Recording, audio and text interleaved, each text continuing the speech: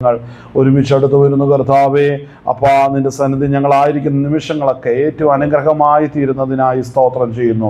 രോഗത്തിനും ഭാരത്തിനും പ്രയാസനുമായിരിക്കുന്ന പ്രിയപ്പെട്ടവരെല്ലാം യേശു ക്രിസ്തുവിന്റെ നാമത്തിൽ സൗഖ്യം അവരുടെ ശരീരത്തിൽ വെളിപ്പെടട്ടെ. പരിശുദ്ധാത്മാവിന്റെ ശക്തി വ്യാപരിക്കുന്നതിനായി സ്തോത്രം ചെയ്യുന്ന കർത്താവേ, ഇന്ന് പകൽ നേരം കൂടിയിരിക്കണമേ കർത്താവേ. നിന്റെ സന്നിധിയിൽ ഞങ്ങൾ കർത്താവ് വചനത്തിന് മുമ്പിൽ ഞങ്ങളായിരിക്കുമ്പോൾ ഞങ്ങളുടെ ജീവിതത്തിന്റെ എല്ലാ മേഖലകളിലും അപ്പ അങ്ങയുടെ വിടുതലിന്റെ കരം ചലിക്കണമെന്ന് പ്രാർത്ഥിക്കുന്നു കർത്താവേ. ജീവനുള്ള ദൈവത്തെ ആത്മാവിൽ അറിയുവാൻ കർത്താവെ, ഞങ്ങളെ രക്ഷിച്ച ദൈവത്തിന്റെ മഹത്വം കർത്താവെ ഞങ്ങൾ ആത്മാവിൽ ദർശിക്കുവാൻ പരിശുദ്ധ പിതാവെ ഒന്ന് സഹായിക്കണമെന്ന് പ്രാർത്ഥിക്കുന്നു. കൃപ ചെയ്യണം, ബലപ്പെടുത്തണം, പരിപാലനം ആസ്വദിക്കണം. പ്രാർത്ഥന കേട്ടതിനായി സ്തോത്രം ചെയ്യുന്നു. യേശു ക്രിസ്തുവിന്റെ ഒരു പരിശുദ്ധ നാമം തന്നെ. ദൈവനാമത്തിന് മഹത്വം ഉണ്ടാകട്ടെ. ഇന്ന് പകൽ നേരം കർത്താവിന്റെ സന്നിധിയിലേക്ക് ഒരു ദിവസം കൂടെ അടുത്ത് വരുവാൻ സ്വർഗം സഹായിച്ചതിനോത്ത് ദൈവത്തെ മഹത്വപ്പെടുത്തുന്നു. കർത്താവിൻ്റെ വലിയ കൃപയാൽ അനേകർ ലോകത്തിൽ നിന്ന് പല വിധത്തിൽ മാറ്റപ്പെട്ടപ്പോഴും ഹല്ലേലൂയ സ്തോത്രം കർത്താവിൻ്റെ സ്തോത്രം നാമത്തിൽ ഈ ഭൂമിയിൽ ഒരു ദിവസം കൂടെ കർത്താവിന് സാക്ഷിയാകുവാൻ കർത്താവ് നമ്മുടെ ജീവിതത്തിൽ ചെയ്ത നന്മകൾക്കായി ദൈവത്തെ മഹത്വപ്പെടുത്തുന്നു. ഭാരങ്ങൾ, പ്രയാസങ്ങൾ, വേദനകൾ, ദുഃഖങ്ങളെല്ലാം വരുമ്പോഴും വിശ്വസ്തനായ ദൈവം നമ്മോടുകൂടെ ഉണ്ട്. ആ ആശ്വാസമാണ് നമ്മെ നിത്യം നമ്മളെ വഴി നടത്തുന്നത്. ഹല്ലേലൂയ. നമുക്ക് ദൈവസന്നിധിയിൽ നമുക്കായിരിക്കാം. അല്പനേരം ചില വചനങ്ങളിൽ നിന്ന് ചിന്തിച്ച് നമുക്ക് ദൈവത്തിന്റെ കർത്താവിന്റെ പാദപീഠത്തിലേക്ക് നമുക്ക് അടുത്തു വരാം. ആമേൻ. നമ്മളുടെ ഇന്ന് പകൽ നേരത്തെ ചിന്തയ്ക്കായിട്ട് 1 പത്രോസ് 3-ാം അധ്യായം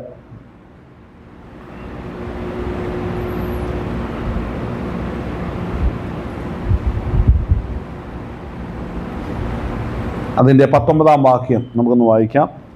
1 പത്രോസ് 3:19. ആത്മാവിൽ അവൻ ചെന്ന് പണ്ട് നോഹയുടെ കാലത്ത് പെട്ടകം ഒരുക്കുന്ന സമയം ദൈവം ദീർഘക്ഷമയോടെ കാത്തിരിക്കുമ്പോൾ അനുസരിക്കാത്തവരായി തടവിലുള്ള ആത്മാക്കളോട് പ്രസംഗിച്ചു. ആമേൻ. ദൈവനാമത്തിന് മഹത്വം ഉണ്ടാകട്ടെ. കർത്താവിൻ്റെ വചനം നമ്മൾ ആഴത്തിൽ പഠിക്കുമ്പോൾ ഈ ഭൂമിയുടെ മേല് പല കാലഘട്ടങ്ങളിൽ സ്തോത്രം നോഹയുടെ കാലഘട്ടത്തിൽ ജലപ്രളയം കൊണ്ട് ഭൂമിയെ നശിപ്പിച്ചു. അതിനുശേഷം പെട്ടകത്തിൽ ആയിരുന്ന നോഹയും കുടുംബത്തെയും വീണ്ടും ഒരു പുതിയ ഒരു തുടക്കത്തിലേക്ക് ദൈവം അവിടെ വേർതിരിക്കുന്ന രംഗമാണ് നമ്മൾ അവിടെ കാണുന്നത്. എന്നാൽ അതിനും പുറകോട്ട് നമ്മൾ നോക്കുമ്പോൾ ആദാമിനും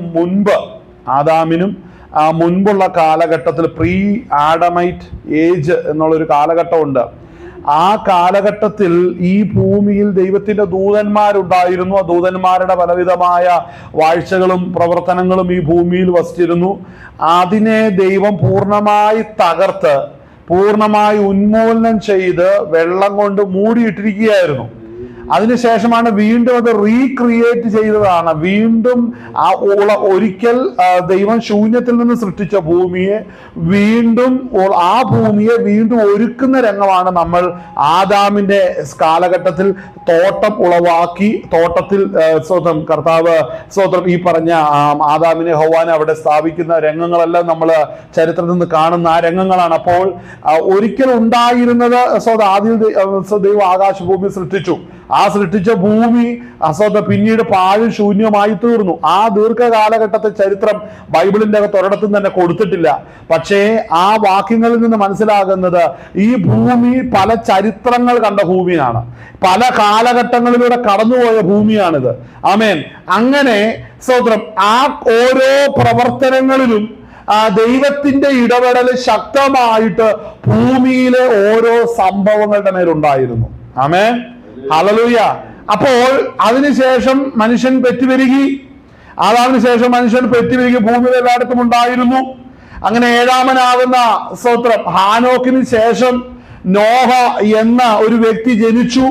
ആ വ്യക്തിയുടെ കാലഘട്ടത്തിൽ ഭൂമിയെ നശിപ്പിക്കാൻ ദൈവം പദ്ധതിയിട്ടു. കാരണം ഭൂമിയിൽ മനുഷ്യന്റെ അകൃത്യം വലുതായിട്ട് തികഞ്ഞു. ആമേൻ. മനുഷ്യന്റെ പാപം വളരെ വർദ്ധിച്ചു. പാപം വർദ്ധിച്ചു കഴിഞ്ഞപ്പോൾ ഭൂമി രക്തച്ചൊരിച്ചിന് വളരെയായി. അപ്പോൾ ഒരു വിധത്തിലും സമാധാനം ഭൂമിയിൽ ഇല്ലാതെ വന്നപ്പോൾ സ്വർഗത്തിലെ ദൈവം പറഞ്ഞു, എന്റെ ആത്മാവ് സദാകാലം മനുഷ്യരിൽ വാദിച്ചു കൊണ്ടിരിക്കുകയില്ല എന്ന് പറഞ്ഞുകൊണ്ടാണ് ദൈവം സ്തോത്രം ആ സൃഷ്ടിച്ചതിന്റെ മേല ദൈവം ന്യായവിധി അയക്കുവാൻ ഇടയായിത്തീരുന്നത്. എന്നാൽ ആ ന്യായവിധി അയക്കുന്ന സമയത്ത് ദൈവത്തിന്റെ നീതി സ്തോത്രം പാപമനുഷ്യൻ നീക്കിക്കളയുമ്പോൾ ദൈവത്തിന്റെ സത്യം എന്ന് പറയുന്നത് ഭൂമിയുടെ മേലുള്ള നീതിയാണ്. വീണ്ടും ഇതിനെ ഒരുക്കണം. അപ്പൊ ദൈവത്തിന്റെ കരുണയും ദയയും പറഞ്ഞു, അങ്ങനെയെങ്കിൽ സ്തോത്രം ഇതിൽ നിന്നും നിന്റെ കൃപയാൽ കൃപ പറഞ്ഞു, ദൈവത്തിന്റെ കൃപ പറഞ്ഞു, നിന്റെ കൃപ കൊണ്ട് തെരഞ്ഞെടുപ്പിൻ പ്രകാരം ഒരു ശേഷിപ്പ് വേണം. അത് ദൈവത്തിന്റെ സ്നേഹവും ദൈവത്തിന്റെ കരുണയും ദൈവത്തിന്റെ വാത്സല്യവും വെളിപ്പെടുത്തുവാൻ തക്കവണ്ണം പെട്ടകമൊരുക്കി അതിന്റെ അകത്ത് രക്ഷ പ്രാപിക്കുവാൻ ഒരു കുടുംബത്തെ ദൈവം തെരഞ്ഞെടുത്തു. ആമേൻ. അപ്പോൾ ദൈവത്തിന്റെ വലിയ പദ്ധതി എന്ന് പറയുന്നത് ദൈവത്തിന്റെ കരുണയും ദൈവത്തിന്റെ സ്നേഹവും ദൈവത്തിന്റെ സൽഗുണങ്ങൾ ഓരോന്നും അതിൽ ദൈവത്തിന്റെ കോടതിയിൽ അവിടെ സംസാരിക്കുവാൻ ഇടയായി തീർന്നു. അതിൽ ഒരു കൂട്ടത്തെ അല്ലെങ്കിൽ ഒരുവനെ നീ എഴുന്നേൽപ്പിക്കണം, അവനെ നീ തെരഞ്ഞെടുക്കണം, അവൻ നീ നിർണയിക്കണം. ആ നിർണയപ്രകാരം നിന്റെ സ്നേഹവും സത്യവും നീതി നിമിത്തം അവനും അവന്റെ തലമുറയും നിന്റെ മഹത്വം വെളിപ്പെടുത്തേണ്ടതിന് കൃപയാലുള്ള തെരഞ്ഞെടുപ്പിന് അർഹമായ വ്യക്തിയാണ് നമ്മളിപ്പോൾ വായിച്ച് അറിഞ്ഞ നോഹ എന്ന വ്യക്തി. ഹല്ലേലൂയ. അപ്പോൾ ആ ദൈവമാണ് ഇന്ന് നമ്മെ വിളിച്ചു വേർതിരിച്ചിരിക്കുന്നത്. ആമേൻ. ഹല്ലേലൂയ. ഈ തലമുറയിൽ സകലതും പാപത്തില് വീണ് സകല അകൃത്യത്തിൽ നിറഞ്ഞ് അതിലെ സകലവും അവർക്ക് ബോധിച്ച വഴികളിൽ ഓടുമ്പോൾ ഇതിന്റെ നടുവിൽ നിന്ന് അതിലെ ക്രിസ്തു തനിക്കുള്ളവരെ താൻ പേര് ചൊല്ലി വിളിക്കുന്നു. എന്റെ ആടുകൾ എന്റെ ശബ്ദം കേൾക്കും, അവൻ അന്യരെ വിട്ട് അതിലെ കർത്താവിനെ അനുഗമിക്കുമെന്നുള്ളത് വചനങ്ങളെല്ലാം നമ്മൾ ഗ്രഹിക്കുമ്പോൾ മനസ്സിലാക്കണം. കർത്താവ് പേര് ചൊല്ലി വിളിച്ചത് കൊണ്ടാണ് ഇന്ന് ആത്മാവാകുന്ന കർത്താവ് ഉടയവനാകുന്ന ക്രിസ്തുവിനെ ആത്മാവിൽ നമ്മൾ അവനെ അനുഗമിക്കുവാൻ ഇടയായിത്തീരുന്നത്. വിശുദ്ധ കരങ്ങളിൽ ദൈവത്തെ മഹത്വപ്പെടുത്തിയാട്ടെ. ഹല്ലേലൂയ. അപ്പോൾ ഇന്ന് പകർന്നേരം നമ്മൾ ദൈവസന്നിധിയിൽ സ്തോത്രം ഹല്ലേലൂയ കർത്താവിന്റെ സ്തോത്ര ഹിതത്തെയും ദൈവത്തിന്റെ വഴികളെയും നമ്മൾ നോക്കുമ്പോൾ അപ്പോസ്തലനാകുന്ന പത്രോസ് ഈ തന്റെ ഒന്നാമത്തെ ലേഖനത്തില് എഴുതി വെക്കുന്ന ചരിത്രം നമ്മൾ സൂക്ഷിച്ചു നോക്കിയാൽ അതിൻ്റെ അകത്ത് മറഞ്ഞു കിടക്കുന്ന ചില മർമ്മങ്ങൾ കാണുവാനിടയായിത്തീരും. ആമേൻ. ഹല്ലേലൂയ. നമ്മൾ വായിച്ച വാക്യം നമുക്കൊന്നും കൂടെ ശ്രദ്ധയിരുത്തി നമുക്കൊന്ന് വായിക്കാം. ആ വായിക്കുന്ന വാക്യം ഇപ്രകാരമാണ്. അവിടെ വായിക്കുന്ന എന്താണ്? ആത്മാവിൽ ആര് ആത്മാവിൽ അവൻ ചെന്നു. ആര്? നമ്മൾ നോഹയെ കുറിച്ചാ പറയുന്നത് അല്ലേ? പക്ഷേ ആത്മാവിൽ സ്തോത്രം ഹല്ലേലൂയ നോഹയോടുകൂടെ ചെന്നവനുണ്ട്. നമ്മളിത് വായിക്കണമെന്നുണ്ടെങ്കിൽ നമുക്കിതിന്റെ കൂടെ മറ്റ് 2-3 വാക്യങ്ങൾ നമുക്ക് ചേർത്ത് വായിച്ചാലേ നമുക്കിതിന്റെ അർത്ഥം നമുക്ക് മനസ്സിലാകത്തുള്ളൂ. ഹല്ലേലൂയ. അപ്പോൾ നമ്മൾ ഇതിന്റെ കൂടെ വായിക്കേണ്ട ഒരു വാക്യം എന്ന് പറയുന്നത് സ്തോത്രം നമുക്ക് സുപരിചിതമായ ഒരു വാക്യമാണ്. അപ്പോസ്തല പ്രവൃത്തി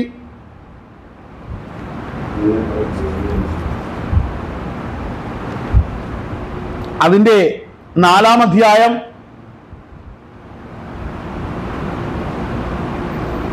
അതിന്റെ 26-ാം വാക്യം ഒന്ന് വായിച്ചാട്ടെ. അപ്പോസ്തല പ്രവൃത്തി 4:26. അണിനിരക്കുകയും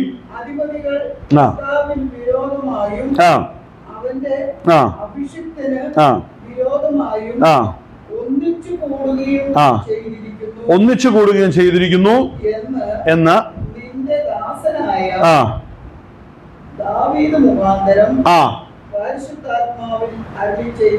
അപ്പോൾ ശ്രദ്ധിക്കണം, പരിശുദ്ധാത്മാവിൽ അരുളി ചെയ്തവനെ എന്ന് പറയുമ്പോൾ സ്തോത്രം ദാവീദ് സങ്കീർത്തനത്തിൽ തന്റെ പ്രാർത്ഥന എഴുതുമ്പോൾ സ്തോത്രം പരിശുദ്ധാത്മാവ് ദാവീദിനെ കൊണ്ട് അത് എഴുതിപ്പിക്കുകയാണ് ചെയ്തത്. അപ്പോൾ കഷ്ടങ്ങളുടെ നടുവിലും പ്രതിസന്ധികളുടെ നടുവിലും അവളെ നടന്ന യാത്ര ചെയ്ത ദാവീദിൽ വ്യാപരിച്ച ക്രിസ്തുവിന്റെ ആത്മാവ് അവിടെ ഇടപെട്ടത് എന്ത് എന്ന ആത്മാവിന്റെ നിറവിൽ ജീവിക്കുന്ന അപ്പോസ്തലന്മാർ കഷ്ടതയുടെ നടുവിൽ രാജാക്കന്മാരും പ്രമുഖന്മാരുടെയും ഉപദ്രവം ദൈവസഭയ്ക്ക് നേരെ ശക്തമായിട്ട് വന്നപ്പോൾ പരിശുദ്ധാത്മാവ് അപ്പോസ്തലന്മാരുടെ ഹൃദയത്തിൽ പ്രകാശിപ്പിച്ചു കൊടുത്ത വചനമാണ് നമ്മളിപ്പോൾ വായിച്ചത്.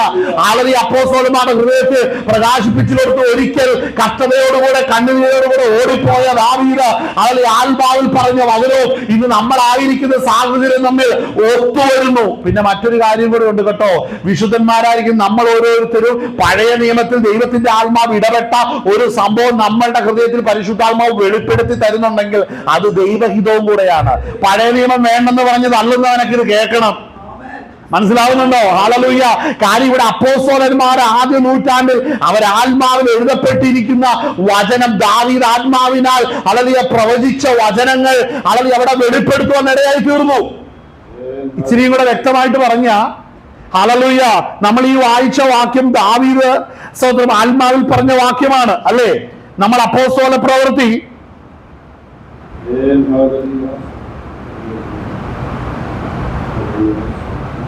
അപ്പോസ്തല പ്രവൃത്തി നമ്മൾ സ്തോത്രം അതിന്റെ 2-ാം അധ്യായം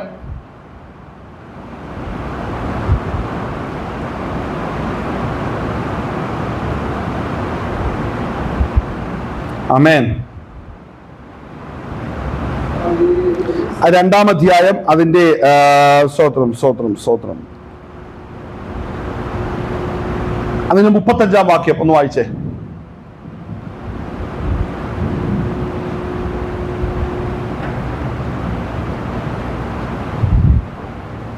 ആ കാലത്ത് ഏകദേശം 120 പേരുള്ള ഒരു സംഘം കൂടിയിരിക്കുമ്പോൾ പത്രോസ് സഹോദരന്മാരുടെ നടുവിൽ എഴുന്നേറ്റ് നിന്നു പറഞ്ഞത്, സഹോദരന്മാരായ പുരുഷന്മാരെ, യേശുവിനെ പിടിച്ചവർക്ക് വഴികാട്ടിയായി തീർന്ന യൂദയെ കുറിച്ച് പരിശുദ്ധാത്മാവ് ദാവീദ് മുഖാന്തരം മുൻപ് വരെ തിരുവെഴുത്തിന് നിവൃത്തിയാകുവാൻ അതിന്റെ 30-ാം വാക്യം കൂടെ വായിച്ചേ. 29 കൂട്ടി വായിച്ചോ.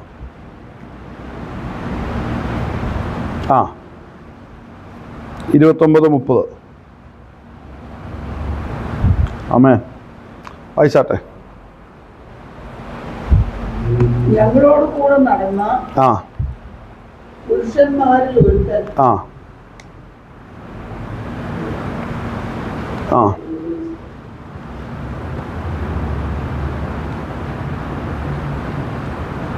ആമേൻ. ഞാൻ തന്നെ വായിക്കാം. കിട്ടിയോ? സ്വന്തം 29-30 2-ന്റെ 29-30 ആമേൻ. സ്വന്തം അതെ വായിക്കുക. ഗോത്രപിതാവായ ദാവീദിനെ കുറിച്ച് അവൻ മരിച്ച് അടക്കപ്പെട്ടു എന്ന് എനിക്ക് നിങ്ങളോട് ഇവിടെ വായിച്ചേ. അവിടെ പറയുന്നുവല്ലോ.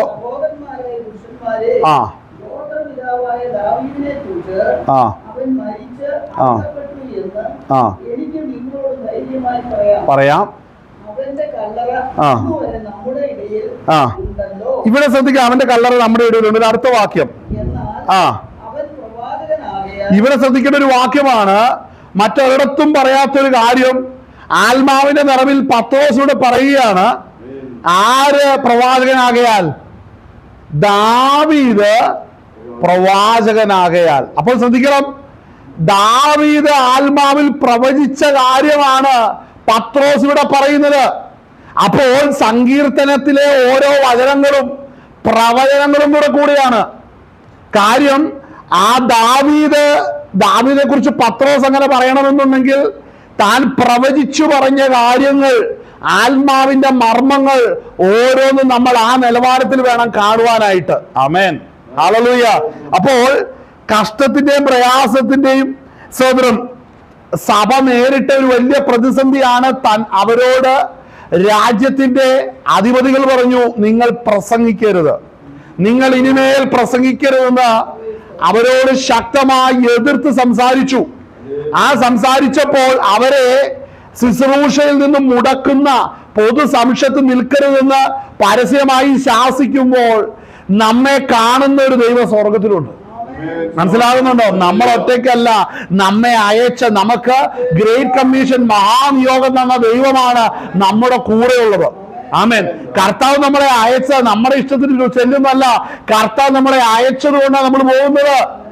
കാരണം എവിടെ പ്രസംഗിക്കുന്ന ഒരു വ്യക്തിയും, കർത്താവ് യേശു ക്രിസ്തുവിനെ പ്രസംഗിക്കുന്ന ഒരു വ്യക്തിയും, ആ വ്യക്തിക്ക് ആ അധികാരം കൊടുത്തത് അവൻ പ്രവർത്തിക്കുന്ന സംഘടനയല്ല, അത് പരിശുദ്ധാത്മാവാണ്. മനസ്സിലാവുന്നുണ്ടോ? അപ്പോൾ ദൈവാത്മാവ് നമ്മോട് കൂടെ ഇറങ്ങി നമ്മളുടെ മേലെ ഇടപെടുകയും നമ്മോട് കൂടെ ക്രിസ്തുവിന്റെ ആത്മാവ് വ്യാപരിക്കുന്നുണ്ടെന്നുള്ള യാഥാർത്ഥ്യം നമ്മൾ മറന്നു പോകരുത്. അത് ദൈവത്തിന്റെ വലിയ പദ്ധതി തന്നെയാണ്. വായിച്ചാട്ടെ. എന്നാൽ അവൻ പ്രവാചകനാകിയാൽ ദൈവം അവന്റെ കടിപ്രദേശത്തിന്റെ ഫലത്തിൽ നിന്ന് ഒരുത്തനെ അവന്റെ സിംഹാസനത്തിൽ ഇരുത്തും എന്ന് സത്യം ചെയ്ത് ഉറപ്പിച്ചു എന്ന് അറിഞ്ഞു. കണ്ടോ, ക്രിസ്തുവിനെ വെളിപ്പെടുത്തുന്നതിനെ കുറിച്ച് പത്രോസ് പറഞ്ഞ കാര്യമാണ്. ഹല്ലേലൂയ. അപ്പോൾ പത്രോസ് സ്വതന്ത്രം അവിടെ പറയുന്നതാണ്, ദാവീദിലൂടെ ക്രിസ്തു ദാവീദിന്റെ സിംഹാസനത്തിൽ ഇരിക്കുമെന്നുള്ളത് ആത്മാവിൽ പ്രവചിക്കണമെന്നുണ്ടെങ്കിൽ ദാവീദ് വെറും രാജാവല്ല, അവൻ പ്രവാചകനായിരുന്നു. ഈ ദാവീദ് കഷ്ടങ്ങളുടെ കണ്ണുനീരിന്റെ നടുവിലെല്ലാം കടന്നുപോയപ്പോഴും ദാവീദിനോട് ദൈവം ചെയ്ത കരുണ എന്തെന്ന് ചോദിച്ചാൽ അവൻ ആത്മാവിന്റെ ശുശ്രൂഷകനായിരുന്നത് കൊണ്ട് ദൈവം അവനെ നടത്തുകയായിരുന്നു. പരിശോധനകൾ, കഷ്ടങ്ങൾ, കണ്ണുനീരെല്ലാം ജീവിതത്തിൽ വരുമ്പോൾ നമുക്ക് വെറുതെ കുറ്റപ്പെടുത്താൻ എളുപ്പമാ. പക്ഷെ ദൈവസന്നിധിയിൽ ആ ശുശ്രൂഷ ചെയ്യുന്നവനാ അതിന്റെ വേദന എന്തെന്ന് അറിയത്തുള്ളൂ. മനസ്സിലാവുന്നുണ്ടോ? പലരും നമ്മെ പ്രയാസപ്പെടുത്താനും കണ്ണുനീര് കുടിപ്പിക്കാനൊക്കെ പുറകെ നിൽക്കും. പക്ഷേ ദൈവമാണ് വിളിച്ച് വേർതിരിച്ചിരിക്കുന്നതെങ്കിൽ ആളുകളെ മനസ്സിലാക്കണം. കൂടെ നിൽക്കുന്ന സഹോദരന്മാര് കൂടെയും പറയും, ആളുകളെ നീ വെറും പട കാണാൻ വന്നതല്ലേ, ആമേൻ, നീ വെറുതെ ബഹളം ഉണ്ടാക്കാൻ വന്നതല്ലേ. ഹല്ലേലൂയ. വളരെ ശ്രദ്ധിക്കേണ്ട ഒരു കാര്യം, നമ്മൾ ദൈവാത്മാവിന്റെ അഭിഷേകത്തോടു കൂടെ നമ്മൾ ജീവിക്കുന്നതെങ്കിൽ നമ്മൾ കടന്നു പോകുന്ന അസാധാരണമായ പ്രതിസന്ധികൾ തന്നെയായിരിക്കും. ആമേൻ. ആ അസാധാരണമായ പ്രതിസന്ധി നമ്മുടെ ജീവിതത്തിൽ വരുന്നതിന്റെ പിന്നെ ദൈവത്തിന് വലിയൊരു പദ്ധതിയുണ്ട്. ആമേൻ. നമുക്ക് സ്തോത്രം, നമ്മളുടെ ശ്രദ്ധയെ നമുക്ക് സ്തോത്രം ഹല്ലേലൂയ 1 ശമൂവേൽ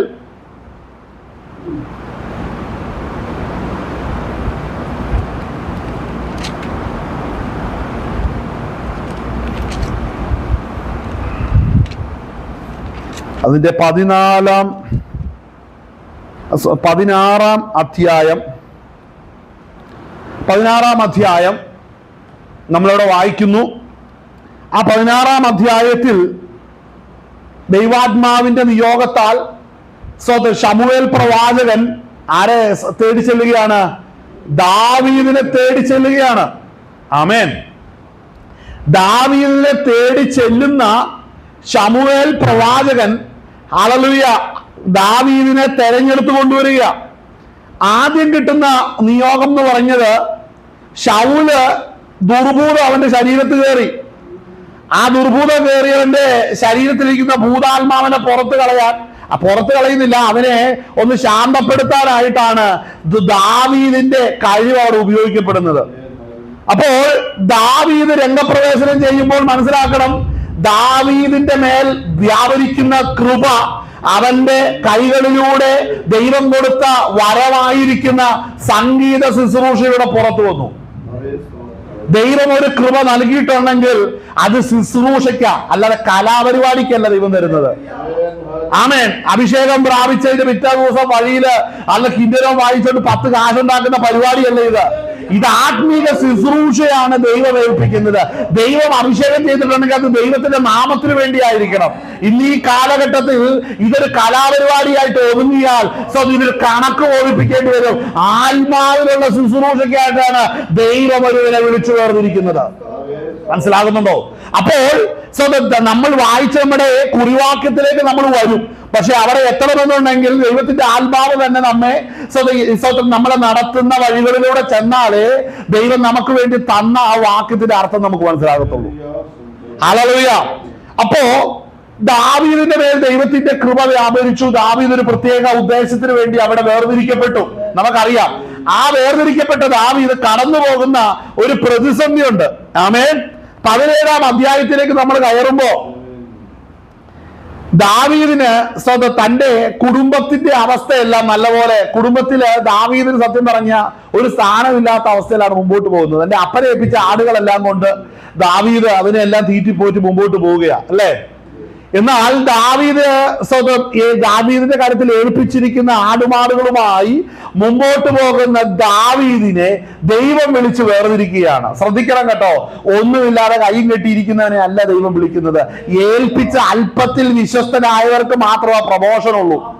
മനസ്സിലാവുന്നുണ്ടോ? അല്പത്തിൽ വിശ്വസ്തന്മാരെ മാത്രമേ അവരുടെ ജീവിതത്തിലാണ് അവർ അധികത്തിൽ വിചാരകത്വം വരുത്തുള്ളൂ.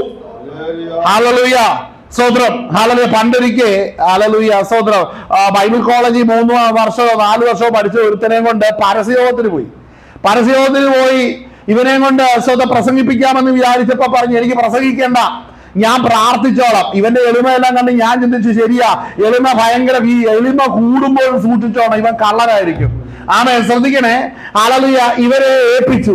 അപ്പൊ പ്രസംഗമെല്ലാം കഴിഞ്ഞു, ശക്തമായ പ്രസംഗമെല്ലാം കഴിഞ്ഞിട്ട് അവസാനം പ്രാർത്ഥിക്കാൻ വേണ്ടി ഇവന്റെ കയ്യിലേക്ക് കൊടുത്തപ്പോഴത്തേനും ഇവൻ പ്രാർത്ഥിച്ചത് എന്നാന്നറിയാമോ? 3-4 വർഷം ബൈബിൾ കോളേജിൽ പഠിച്ച ഡിഗ്രി എടുത്തവൻ പ്രാർത്ഥിക്കുന്നതാണ്, ഞങ്ങൾ എല്ലാവരും യേശുവിന്റെ നാമത്തിൽ അനുഗ്രഹിച്ച് പ്രാർത്ഥിക്കുന്നു, യേശുവിന്റെ നാമത്തിൽ തന്നെ. ആമേൻ. മനസ്സിലാകുന്നുണ്ടോ കയ്യിലിരിക്കുന്ന കള്ളത്തരം? ഹല്ലേലൂയ. കയ്യിലൊരു പുസ്തകമുണ്ട്, ചോദിച്ച മുട്ട് വല്ല ചക്കപ്പഴം പോലെയുള്ള പേരുണ്ട്, പക്ഷേ ദൈവകാലത്തിന് ഉപയോഗിക്കപ്പെടാത്ത വിളച്ചിന് ദൈവം കണ്ടിട്ടുണ്ട്. ഇന്നും ഒരു പണിയില്ല നടപ്പുണ്ട്. നീ അല്പത്തിൽ വിശ്വസ്തനായിരിക്കണം.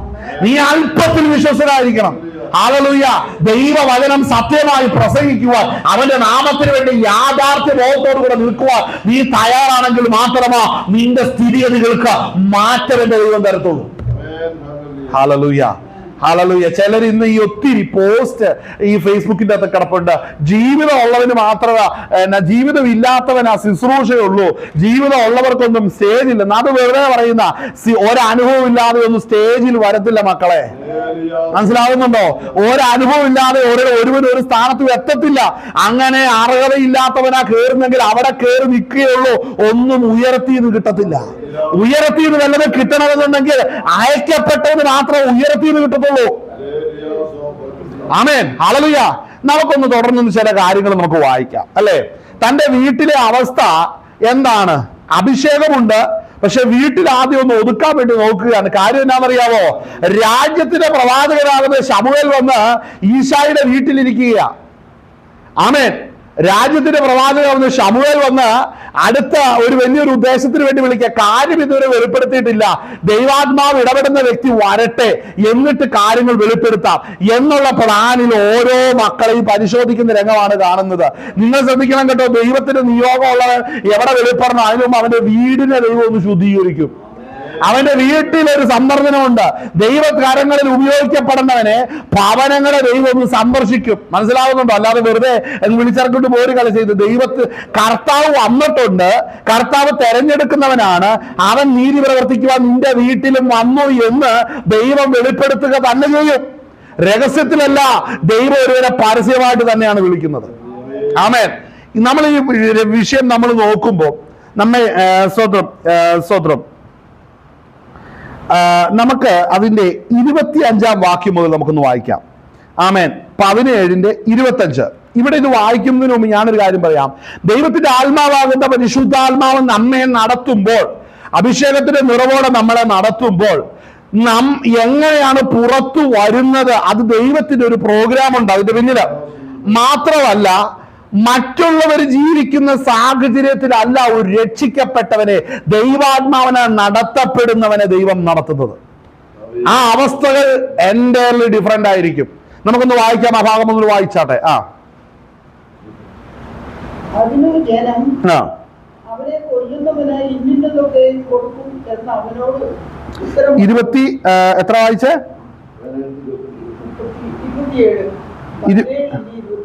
27. വായിക്ക. പിന്നെ നിന്ന് വായിച്ചോ. പറഞ്ഞു. അവരോട് അവൻ സംസാരിക്കുന്നത് അവന്റെ മൂത്ത ജ്യേഷ്ഠൻ ഏലിയാവ് കേട്ടു. ഇവിടെ ശ്രദ്ധിക്കണം. ഇവിടെ ദാവീദ്, അതായത് പറഞ്ഞു, നമ്മൾ 25 മുതൽ വായിക്കണമെന്ന് പറഞ്ഞില്ലേ? 25 മുതൽ എന്നാ പറഞ്ഞത്. ആമേൻ. അപ്പോൾ ഇസ്രായേലിൽ വന്നു നിൽക്കുന്ന ഇവനെ കണ്ടുവോ? അവൻ ഇസ്രായേലിനെ നിന്ദിക്കുവാൻ വന്നിരിക്കുന്നു. അവനെ കൊല്ലുന്നവനെ രാജാവും സമ്പന്നനാക്കുകയും തന്റെ മകളെ അവന് കൊടുക്കുകയും അവന്റെ പിതൃഭവനത്തിന് കരമൊഴിവ് കൽപ്പിച്ചു കൊടുക്കുകയും ചെയ്യും പറഞ്ഞു.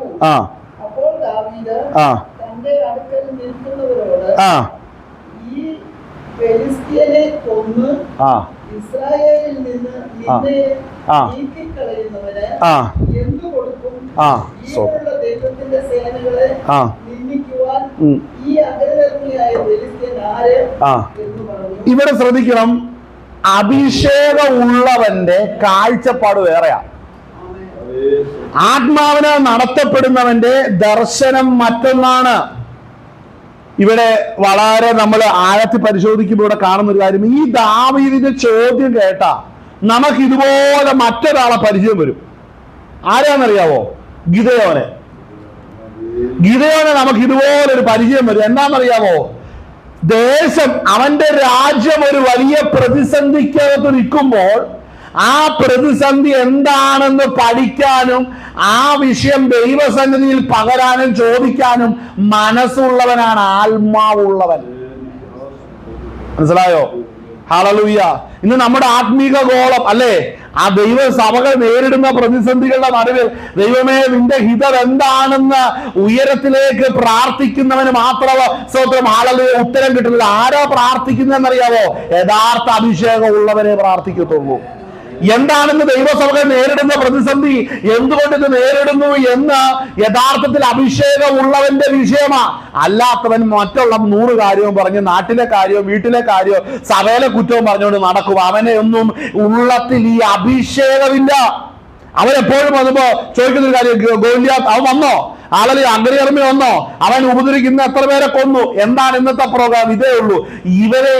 ഇവരെന്താണെന്ന് പഠിക്കാൻ ദൈവാത്മാവുള്ളവർക്ക് മാത്രമേ സാധിക്കത്തുള്ളൂ. ഹല്ലേലൂയ. പെട്ടകം തീർക്കണമെന്നുണ്ടെങ്കിൽ നീ പ്രളയം എന്താന്ന് ആത്മാവിൽ ഇറങ്ങിയേ മതിയാകത്തുള്ളൂ. മനസ്സിലാവുന്ന കുറിവാക്യത്തിന്റെ അകത്ത് മറഞ്ഞു കിടക്കുന്ന ചില ത്രെഡുകളുണ്ട്, അത് ഗ്രഹിക്കണം. അത് ആത്മാവിൽ അതിനെ ഗ്രഹിച്ചേ മതിയാകത്തുള്ളൂ. ഹല്ലേലൂയ. പ്രളയം എന്താണെന്ന് ഒരു മഴയിൽ ഇതുവരെ കാണാത്ത ഒന്നിനെ കുറിച്ച് അരുളപ്പാട് ലഭിച്ചപ്പോൾ ഭയഭക്തി കൊണ്ട് ആ കുടുംബം ഹല്ലേലൂയ അവരുടെ രക്ഷയ്ക്കായിട്ടൊരു പെട്ടകം ഒരുക്കി എന്ന് പറഞ്ഞ വെറുതെ കേട്ടാ മനസ്സിലാകത്തില്ല.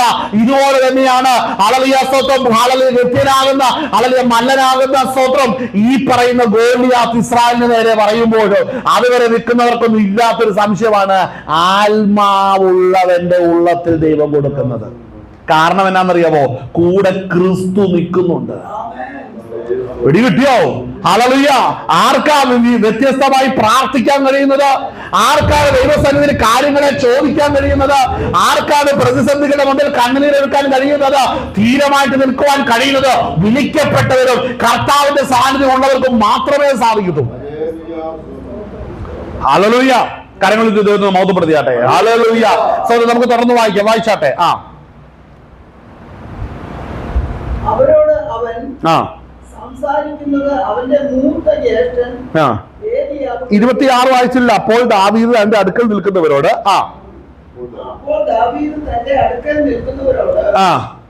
ഈ ഫെലിസ്ത്യനെ കൊന്ന് ഇസ്രായേലിൽ നിന്നും നിന്നയെ നീക്കിക്കളയുന്നവന് എന്തു കൊടുക്കും?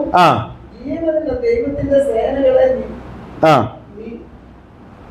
നിന്ദിക്കുവാൻ ഈ അഗ്രചർമ്മിയായ ഫെലിസ്ത്യൻ ശ്രദ്ധിക്കുന്ന ഒരു കാര്യമാ, അവന്റെ യഥാർത്ഥ പ്രശ്നത്തിൽ കയറി പിടിക്കുകയാണ്. ആമേൻ. ഇസ്രായേലിന്റെ മേൽ വീണ് കിടക്കുന്ന നിന്നയാണ് ദാവീദിന്റെ പ്രശ്നം. ഞാൻ ചോദിക്കട്ടെ, ഇവന് വീട്ടിലെ എന്നാ പറയുന്ന ആടുകളെ നോക്കി ഗിത്താറും വായിച്ചോണ്ടിരുന്നാ പോരെ? ഇതാണ് ദർശനമില്ലാത്തവരെയും കൂട്ടി ഒരു വഴിക്ക് പോയാലുണ്ടാകുന്ന അപകടം. കൂടെ ദർശനമില്ലാത്തവൻ ചോദിക്കുന്ന എന്നാന്നറിയാവോ?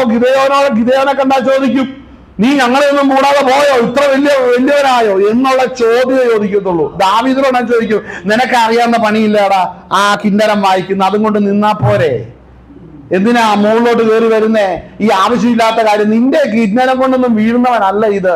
പക്ഷെ അവർക്ക് അറിയാത്തൊരു കാര്യമുണ്ട്. കാട്ടിൽ വെച്ച് അവന്റെ ആടുകളെ തൊട്ട കരടിക്ക് സിംഹത്തിന് അറിയാം ദാവീദ് ആരാണ്. മനസ്സിലാകുന്നുണ്ടോ? ഇതുപോലെ കുടുംബത്തിലുള്ള സഹോദരന്മാർക്ക് അറിയത്തില്ല. മനസ്സിലാക്കണം. ഈ ആത്മമണ്ഡലത്തിൽ പോരാടി ജയം പ്രാപിക്കുവാൻ ദൈവാത്മാവ് നിങ്ങൾ വ്യാപരിക്കുകയും ജയം പ്രാപിക്കുകയും ചെയ്ത മേഖലകളെ കൂടുതൽ വീട്ടിലുള്ളവർക്ക് അറിയത്തില്ല, സ്വർഗം അറിയുന്നുണ്ട്. അത് വെളിപ്പെടുത്താനാണ് കർത്താവ് നിന്നെ അഭിഷേകം ചെയ്ത് പുറത്തു കൊണ്ടുവന്നിരിക്കുന്നത്. ആമേൻ. വായിച്ചാട്ടെ. അതിനാരാണ് മറുപടി കൊടുക്കുന്നത്? ജനം. അപ്പോ ഇവനിലുള്ള അഭിഷേകത്തിൽ ഇവരോട് ഇടപെട്ടപ്പോൾ ജന ഒരു വ്യക്തിയല്ല പറയുന്നത്, ഇരിക്കുന്നവരെല്ലാം ഇവന്റെ ചോദ്യത്തിനും പ്രതികരിക്കാൻ തുടങ്ങി. ശ്രദ്ധിക്കണേ, ഈ അകത്തിരിക്കുന്ന അഭിഷേകം വെളിപ്പെടുമ്പോൾ പരിചയം മാറും, വ്യക്തിബന്ധങ്ങൾ മാറും, സ്വന്തം മാറും, ഇതെല്ലാം മാറും. കാര്യം ആ വാക്കിനോടും ആ ശബ്ദത്തോടും പ്രതികരിക്കുവാൻ തക്കവണ്ണം നാവുകൾ ഉയരുന്നതിന് കാരണം അകത്ത് പകരപ്പെട്ട അഭിഷേകമാണ്. വായിച്ചാട്ടെ അടുത്തത്.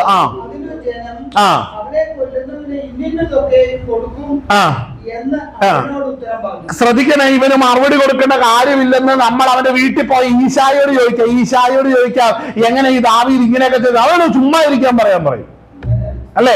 അവനോട് മിണ്ടായിരിക്കാൻ പറയും. ചേട്ടന്മാരോട് ചോദിക്കാതെ അനിയന്ത ഇങ്ങനെയൊക്കെ കാര്യങ്ങളൊക്കെ ചോദിക്കുന്നു. പറഞ്ഞു അവൻ എന്നാ വീട്ടിൽ കിടന്ന് ഉറങ്ങുന്നത്, രാവിലെ ആകുമ്പോ കന്നുകാലിയും തീറ്റി പോയിട്ട് രാത്രി ആകുമ്പോ തിരിച്ചു പോരുന്നു. അവനാണ് അവിടെ ഗോലിയാത്തിന്റെ കാര്യം അന്വേഷിക്കുന്നത്. ശ്രദ്ധിക്കണേ, കുടുംബത്തിലുള്ളവനും ബന്ധം ചെയ്തവനൊന്നും രക്ഷയോ വിളിയോ ഒന്നും അറിയണമെന്നില്ല കേട്ടോ. മനസ്സിലാകുന്നുണ്ടോ? ഒക്കെ ചുമ്മാ ഡയലോഗ്. അതൊക്കെ അറിയിക്കുന്ന ദൈവത്തെയാണ് നമ്മൾ ഇന്ന് പ്രസംഗിക്കുന്നത്. കർത്താവ് ഇറങ്ങി വരാൻ പോവുകയാണ്. വിളിച്ച ദൈവം ഇറങ്ങി നമ്മോടുകൂടെ നിൽക്കും. അവന്റെ വേല ചെയ്യാൻ അവൻ നമ്മോടുകൂടെ വ്യാപരിക്കും. മനസ്സിലാകുന്നുണ്ടോ? അതാണ് നമ്മൾ വായിച്ച 1 പത്രോസ് 3 അധ്യായത്തിൽ നമ്മൾ വായിച്ച വാക്യം എന്താണ്? ആത്മാവിൽ അവൻ ആരോടുകൂടെ പോയി? നോഹയോടുകൂടെ വ്യാപരിച്ചു അല്ലേ? അതല്ലേ നമ്മൾ വായിച്ചത്. ആത്മാവിൽ സ്തോത്രം, ഹല്ലേലൂയ, സ്തോത്രം. ക്രിസ്തുവിന്റെ ആത്മാവ് നോഹയോടുകൂടെ ഇടപെടുന്നതാണ് നമ്മളവിടെ കണ്ടത് അല്ലേ? ആത്മാവിൽ അവൻ ചെന്ന് പണ്ട് നോഹയുടെ കാലത്ത്. അപ്പോൾ ഒരു കാര്യം മനസ്സിലാക്കണം, ആത്മാവിൽ ഇന്ന് ക്രിസ്തു നമ്മോടുകൂടെ ഈ കാലഘട്ടത്തിൽ വ്യാപരിക്കുന്നുണ്ടോ എന്ന് നോക്കിക്കോണം. നമ്മെ ഏൽപ്പിച്ചിരിക്കുന്ന പെട്ടകത്തിന്റെ പണി എന്തെന്ന് നോക്കിക്കോണം. നമ്മളെ ഏൽപ്പിച്ചിരിക്കുന്ന ശുശ്രൂഷ എന്തായി, ഏൽപ്പിച്ചിരിക്കുന്ന തലങ്ങൾ എന്തായെന്ന് നമ്മൾ തിരിച്ചറിഞ്ഞോണം. ഇതൊന്നും പറഞ്ഞ ഇന്ന് സഭയ്ക്കകത്ത് കൈയടിക്കലല്ലേ, ശാപം ഡെഡ് ബോഡി ഇരിക്കുന്നത് പോലെ പിരമിഡിന്റെ അകത്ത് കയറിയ പോലെ ചില സഭയ്ക്കകത്ത് കയറുന്നു. മനസ്സിലായി ഇറങ്ങുന്നത്? പിരമിഡിന്റെ അകത്ത് കയറുന്ന പോലെ ചില സഭയ്ക്കകത്ത് കയറുന്നത് ശവങ്ങളെ ഉള്ളകത്ത് അല്ലേ? വായിച്ചേ. ആത്മാവിൽ അവൻ ചെന്ന് പണ്ട് നോഹയുടെ കാലത്ത് കണ്ടോ, സമയം കൃത്യമായിട്ട് വല്ല സമയത്തല്ല, പെട്ടകം ഒരുക്കുമ്പോഴാണ് കർത്താവ് ഇറങ്ങി വരുന്നത്. ചിലതിനെ പെട്ടകം പണിയാൻ വിളിക്കുമ്പോ ഒരു വിറക് മുട്ടി പോലും വിറക് കൊണ്ട് അനക്കാതെ ഇരിക്കുന്ന മഹാന്മാരുണ്ട്. മനസ്സിലാവുന്നുണ്ടോ? അങ്ങനെയുള്ളവരെല്ലാം മടങ്ങി വന്ന് ദൈവവേല ചെയ്യട്ടെ. ആമേൻ. ആളെ ഒത്തിരി പെട്ടകങ്ങൾ കേരളത്തിന്റെ പല ഭാഗത്തും പണിയേണ്ടതുണ്ട്. വെള്ളം പൊങ്ങാനല്ല, ആ ദൈവ കർത്താവിന്റെ കാഹളം ധ്വനിക്കുമ്പോൾ ഇവിടെ കയറി വരുമെന്ന് പറയുമ്പോൾ ആളുകൾ ഇനിയും ജീവപുസ്തകത്തിൽ പേരെഴുതപ്പെടേണ്ടവർ അനേകർ കേരളത്തിൽ കിടപ്പുണ്ട്. അതൊക്കെ കാണാതെ അവിടെ ഇവിടെ ഓടുന്നവനെയൊക്കെ ദൈവം കൊണ്ടുവരാൻ കർത്താവ് ശക്തനാണ്. ആളുകൾ യോനായോട് പറഞ്ഞു, യോനായോട് പറഞ്ഞു, ആളുകൾ ഞാൻ നിന്നെ കാണിപ്പിക്കാൻ ദേശത്ത് ഇന്നടത്ത് പോ, ഇന്ന കാര്യം ചെയ്യുന്നു പറഞ്ഞപ്പം അതിന് നേരെ വിപരീതമായിട്ട് സ്വന്തം ഹാളലെ സെറ്റിൽ ചെയ്യാൻ വേണ്ടി മൈഗ്രേറ്റ് ചെയ്തു. ദൈവം ചെവിക്ക് പിടിച്ചു കൊണ്ടുപോകും. കർത്താവിനറിയാം എങ്ങനെയാ മൈഗ്രേഷൻ തടയേണ്ടതെന്ന്, എന്റെ ദൈവത്തിന്. കാരണം എന്നാ, കർത്താവിന്റെ വേല ചെയ്യേണ്ടവൻ ഏത് പടകിൽ കയറിയിരുന്നാലും അത് മുങ്ങും. അതിന് ആളുകളെ പോസ്റ്റ്മാനെ തല്ലിയിട്ട് കാര്യമുണ്ടോ? ആളുകൾ ഒന്നെങ്കിൽ ഈ ദൈവത്തെ വിട്ടിട്ട് പോവുക, അല്ല ഈ ദൈവത്തെ സേവിക്കുകയാണ്, അവന്റെ വഴികളിൽ സന്തോഷിക്കുക, ഇത് ഏതെങ്കിലും ചെയ്യുക. ആളുകൾ നമ്മൾ തുറന്ന് വായിച്ചേ.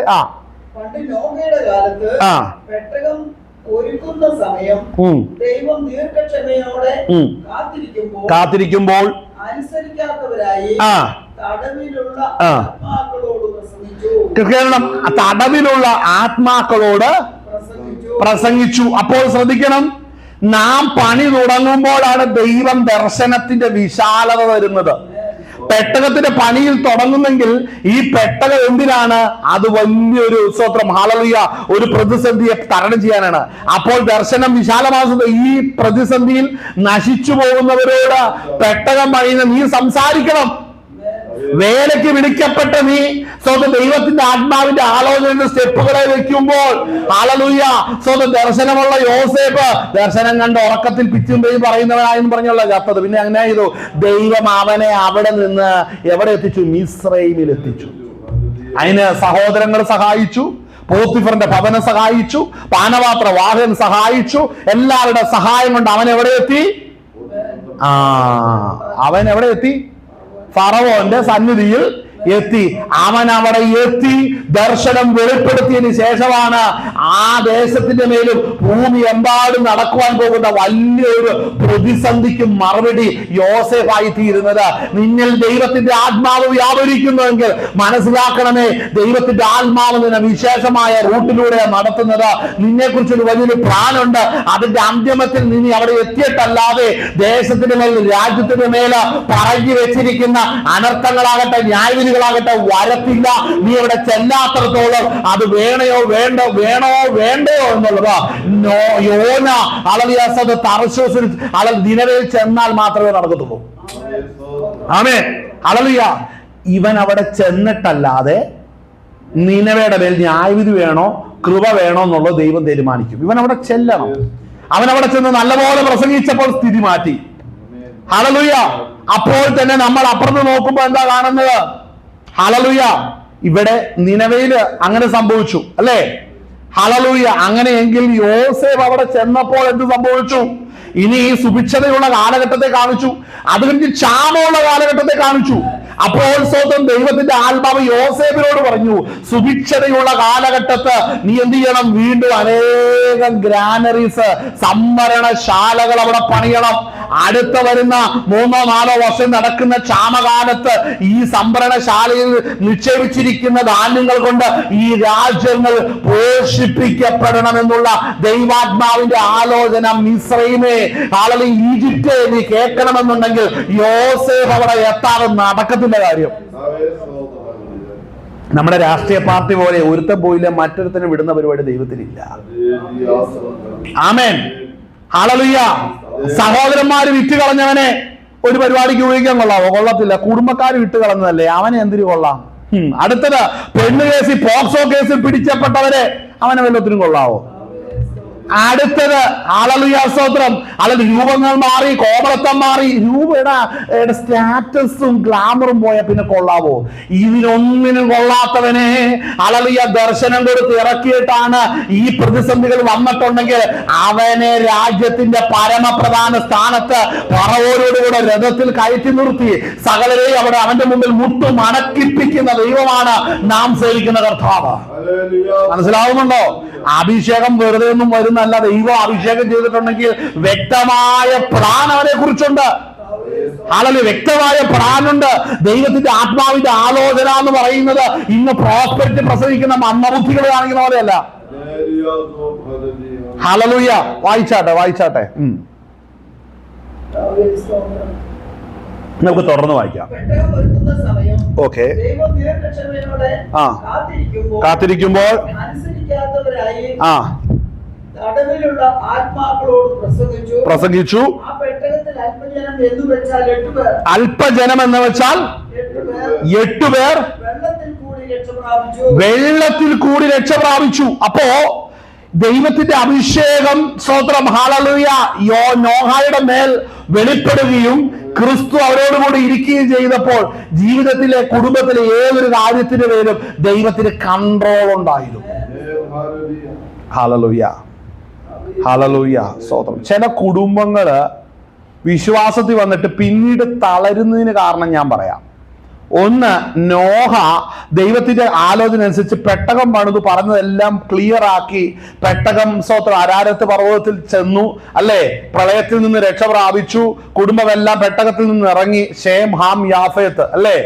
അത് പിന്നീട് അപ്പൻ എന്നാ കാണിച്ചു? മുന്തിരി കൃഷി തുടങ്ങി. ദൈവം പറഞ്ഞ ഒരു പ്രതിസന്ധിയെ തരണം ചെയ്ത് കഴിയുമ്പോൾ സ്വാഭാവികമായി പാപം ചെയ്ത് തുടങ്ങിയാൽ ആ പാപത്തിന് മക്കള് കണക്ക് പറയേണ്ടി വരും അല്ലേ. ഇത് നമ്മുടെ പുതിയ നിയമത്തിന്റെ സ്തോത്രം ഉപദേശത്തിന്റെ ഇതൊക്കെ പാടുണ്ടോ എന്ന് ചോദിച്ചു കഴിഞ്ഞാൽ കർത്താവായ യേശു ക്രിസ്തു മനുഷ്യന്റെ പാപത്തിന് പരിഹാരം വരുത്തി അല്ലേ? എന്നാൽ ആത്മാവ് വീണ്ടെടുക്കപ്പെട്ടു. ഇന്നും ശരീരം വീണ്ടെടുക്കപ്പെടേണ്ടതായിട്ടുണ്ട്. അപ്പോഴും നമ്മൾ റോമാലേഖനം വായിച്ചാൽ പാപത്തിന്റെ ജഡത്തിന്റെ മോഹങ്ങൾ നമ്മളുടെ ആത്മ മനുഷ്യരോട് പോരാടുവാൻ ജഡത്തിന്റെ മോഹങ്ങൾ നമ്മുടെ ആത്മാവിനോട് പോരാടിക്കൊണ്ടിരിക്കും. നമ്മളുടെ ശരീരം വീണ്ടെടുക്കപ്പെടുന്നത് വരെ ഈ പറയുന്ന നിയമങ്ങളെല്ലാം ലോകത്തിൽ കിടപ്പെടുന്ന മറന്നു പോകരുത്. അതുകൊണ്ടാണ് സ്തോത്രം ഹല്ലേലൂയ റോമാലേഖനം 8-ാം അധ്യായം 1-ാം വാക്യമായി വായിക്കുന്നത്. അതുകൊണ്ട് ഇപ്പോൾ ക്രിസ്തുയേശുവിലുള്ളവർക്ക് ഒരു ശിക്ഷാവിധിയുമില്ല. ജീവന്റെ ആത്മാവിന്റെ പ്രമാണം എനിക്ക് മരണത്തിന്റെ പാപത്തിന്റെ പ്രമാണത്തിൽ നിന്ന് ക്രിസ്തുയേശു സ്വാതന്ത്ര്യം വരുത്തിയിരിക്കുന്നു. അങ്ങനെയെങ്കിൽ ആത്മാവിനനുസരിച്ച് നടക്കുന്നവർക്കെല്ലാം ഹല്ലേലൂയ ജഡത്തിന്റെ പ്രമാണമാകുന്ന ഈ ലോകത്തിന്റെ പ്രമാണത്തിൽ വീണ് പോകുന്നവരുടെ മേല് അപ്പോഴും വ്യാപരിക്കുന്ന ന്യായ പ്രമാണം തന്നെയായിരിക്കും. ഹല്ലേലൂയ. പലരും ആഴത്തിലേക്ക് വലയിറക്കാത്തത് കൊണ്ട് ഇങ്ങനെ പുറമോടി കണ്ട് സന്തോഷിച്ച് വീട്ടിൽ പോകാണ് ഉണ്ടാകുന്നത്. യാഥാർത്ഥ്യം ഗ്രഹിക്കണമേ. അപ്പോൾ നമ്മൾ ഈ കാര്യങ്ങൾ മനസ്സിലാക്കണം. ആത്മാവിൽ ദൈവം ഒരുവനെ വലിയൊരു പദ്ധതിക്ക് വേണ്ടി വേർതിരിക്കുമ്പോൾ ആ പദ്ധതിക്ക് വേണ്ടി അവനിലിരിക്കുന്ന അഭിഷേകം പുറത്തു വരുവാൻ തക്കവണ്ണമുള്ള സാഹചര്യങ്ങൾ മുമ്പിൽ എഴുന്നേൽക്കും. അതാണ് നമ്മൾ ഇന്ന് ചിന്തിക്കുന്നത്. ഞാൻ ആദ്യം പറഞ്ഞു പെട്ടകം ഒരുക്കാൻ പറഞ്ഞു. ഒരുക്കി തുടങ്ങി പെട്ടകം ഒരുക്കുന്ന കാലഘട്ടത്താണ് ക്രിസ്തു അവിടെ വെളിപ്പെട്ട് നോഹയുമായിട്ട് തടവിലുള്ള ആത്മാക്കളോട് പ്രസംഗിക്കുവാനായിട്ട് നിയോഗം കൊടുക്കുന്നത്. നമ്മുടെ പ്രവർത്തനങ്ങളെ നോക്കും, ആരംഭദശ നോക്കും, മധ്യാഹ്നം നോക്കും, ഹല്ലേലൂയ അതിന്റെ അസ്തമനവും നോക്കും, അല്ലേ? ഹല്ലേലൂയ. നമ്മൾ ഇവിടെ നോക്കുമ്പോൾ നമ്മൾ ദാവീദിന്റെ ചരിത്രം നമ്മൾ നോക്കുന്നു വരുമ്പോൾ അതിന്റെ 17-ാം അധ്യായം നമ്മൾ വായിച്ച് അതിന്റെ 28 മുതൽ ഒന്ന് നമുക്കൊന്ന് വായിക്കാം. 17-ന്റെ 28 ഒന്ന് വായിച്ചേ. 1 ശമൂവേൽ 17-ാം അധ്യായം അതിന്റെ 28-ാം വാക്യം. അവരോട് അവൻ സംസാരിക്കുന്നത് അവന്റെ മൂത്ത ജ്യേഷ്ഠൻ ഏലിയാബ് കേട്ട് ദാവീദിനോട് കോപിച്ചു. ശ്രദ്ധിക്കണേ, എന്നെ അവിടെ സംസാരിച്ചത് ദാവീദിരുന്ന് ചോദിക്കുക, ആമേൻ, ഈ മല്ലനായിരിക്കുന്ന ഗോലിയാത്തിനെ കൊന്നാൽ എന്നാ കിട്ടും? എന്തൊക്കെ നന്മകൾ, ഭൗതികമായ എന്തൊക്കെ പദവികൾ കിട്ടും, അധികാരങ്ങൾ കിട്ടും, സമ്പത്ത് എന്ത് കിട്ടും? ഇതിനെക്കുറിച്ച് ചോദിച്ചപ്പോൾ ബഹുജനം ദാവീദിന്റെ വാക്കിൽ വിസ്മയിച്ചു. അല്ലേ? ഞാനൊരു കാര്യം പറയാം. അസാധാരണമായി ജ്ഞാനന്തരം ദൈവത്തിന്റെ കൃപയാണ്. 12 വയസ്സിൽ ആയിരുന്ന കർത്താവായ യേശു ക്രിസ്തു യെരൂശലേം ദേവാലയത്തിൽ പോയി തിരിച്ചു വന്നപ്പോ പണ്ഡിതന്മാരോട് ഒത്തിരുന്നിട്ട് എന്ത് സംഭവിച്ചു? ചോദ്യങ്ങൾ ചോദിക്കാൻ തുടങ്ങി. ഈ ചോദ്യത്തിൽ അവിടെ ഇരുന്ന സ്തോത്രം ആ മൂപ്പന്മാരായിരുന്നവർ അതിശയിച്ച് ഇവന് ജ്ഞാനം എവിടുന്ന് കിട്ടി? മനസ്സിലാക്കണം, നാം ആത്മാവിൽ നടത്തപ്പെടുമ്പോൾ നമ്മുടെ വാക്കുകളോട് പ്രതികരിക്കുന്നത് ലോകത്തിൽ പ്രഭുത്വത്തിൽ ഇരിക്കുന്നവർ തന്നെയായിരിക്കും, ബഹുപുരുഷാരമായിരിക്കും. കാരണം നമ്മൾ ഇരിക്കുന്ന അഭിഷേകത്തിന്റെ ശക്തി അതാണ്. മനസ്സിലാകുന്നുണ്ടോ?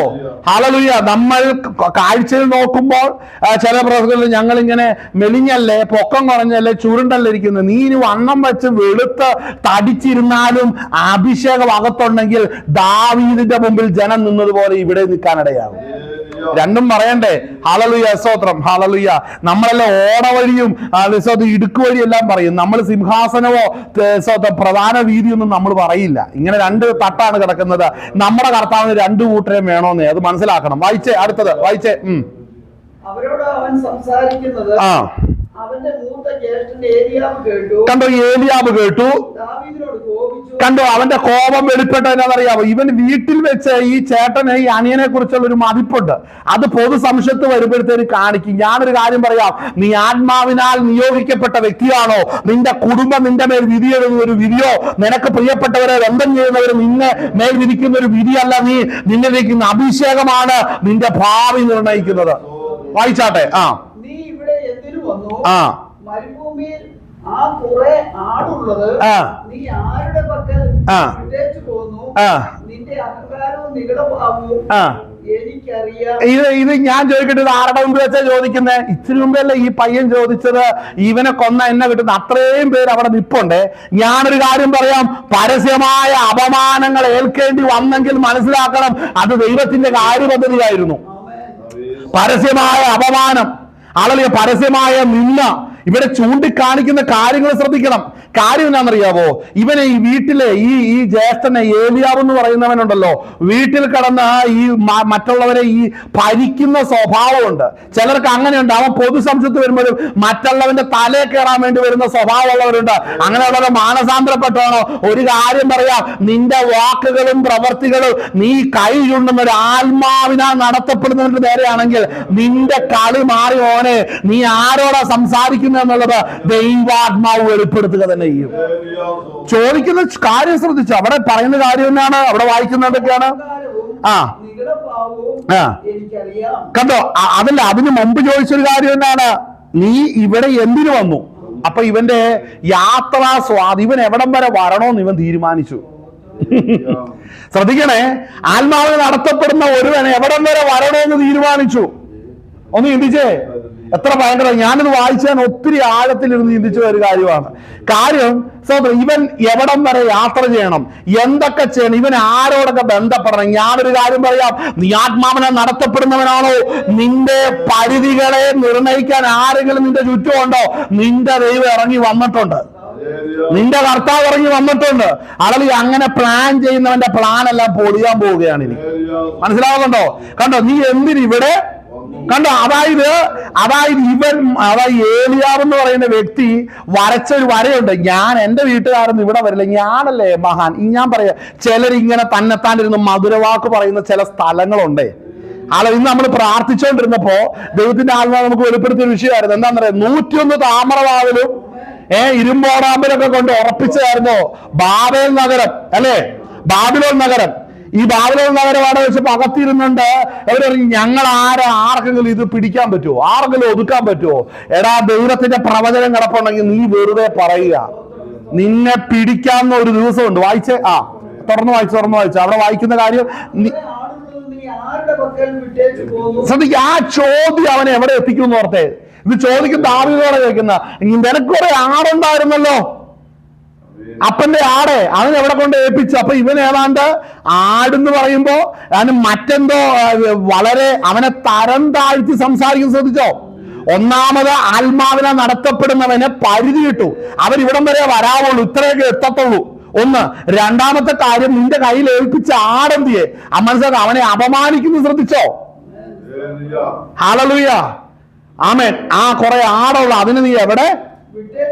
ഞാൻ ചോദിക്കട്ടെ, ഏലിയാവ്, നീ എന്നാണ് ആടിനെ നോക്കാത്തെ? നീ എന്തിനാ ആടിനെ നോക്കാത്തെ? നിന്റെ അപ്പന്റെ ആട് നിന്നെ ഏൽപ്പിക്കാത്ത? അപ്പനെ നിന്റെ കയ്യിൽ ആടിനെ ഏൽപ്പിച്ചാലേ നീ പറഞ്ഞത് നീ ചെയ്യും. എന്താണെന്നറിയാവോ? നീ ആ ആടിനെ വല്ലയിടത്ത് വിട്ടിട്ടോ, നീ വിടുന്ന ഇടപെടാന്നറിയാവോ? കാട്ടിൽ. ആ കാട്ടിൽ എന്തൊക്കെയുണ്ടെന്ന് ഏലിയാവിനറിയാവോ? അത് ദാവീദോട് ചോദിക്കണം. വായിച്ചേ. ശ്രദ്ധിച്ചേ, നിന്റെ അഹങ്കാരവും അടുത്തത്.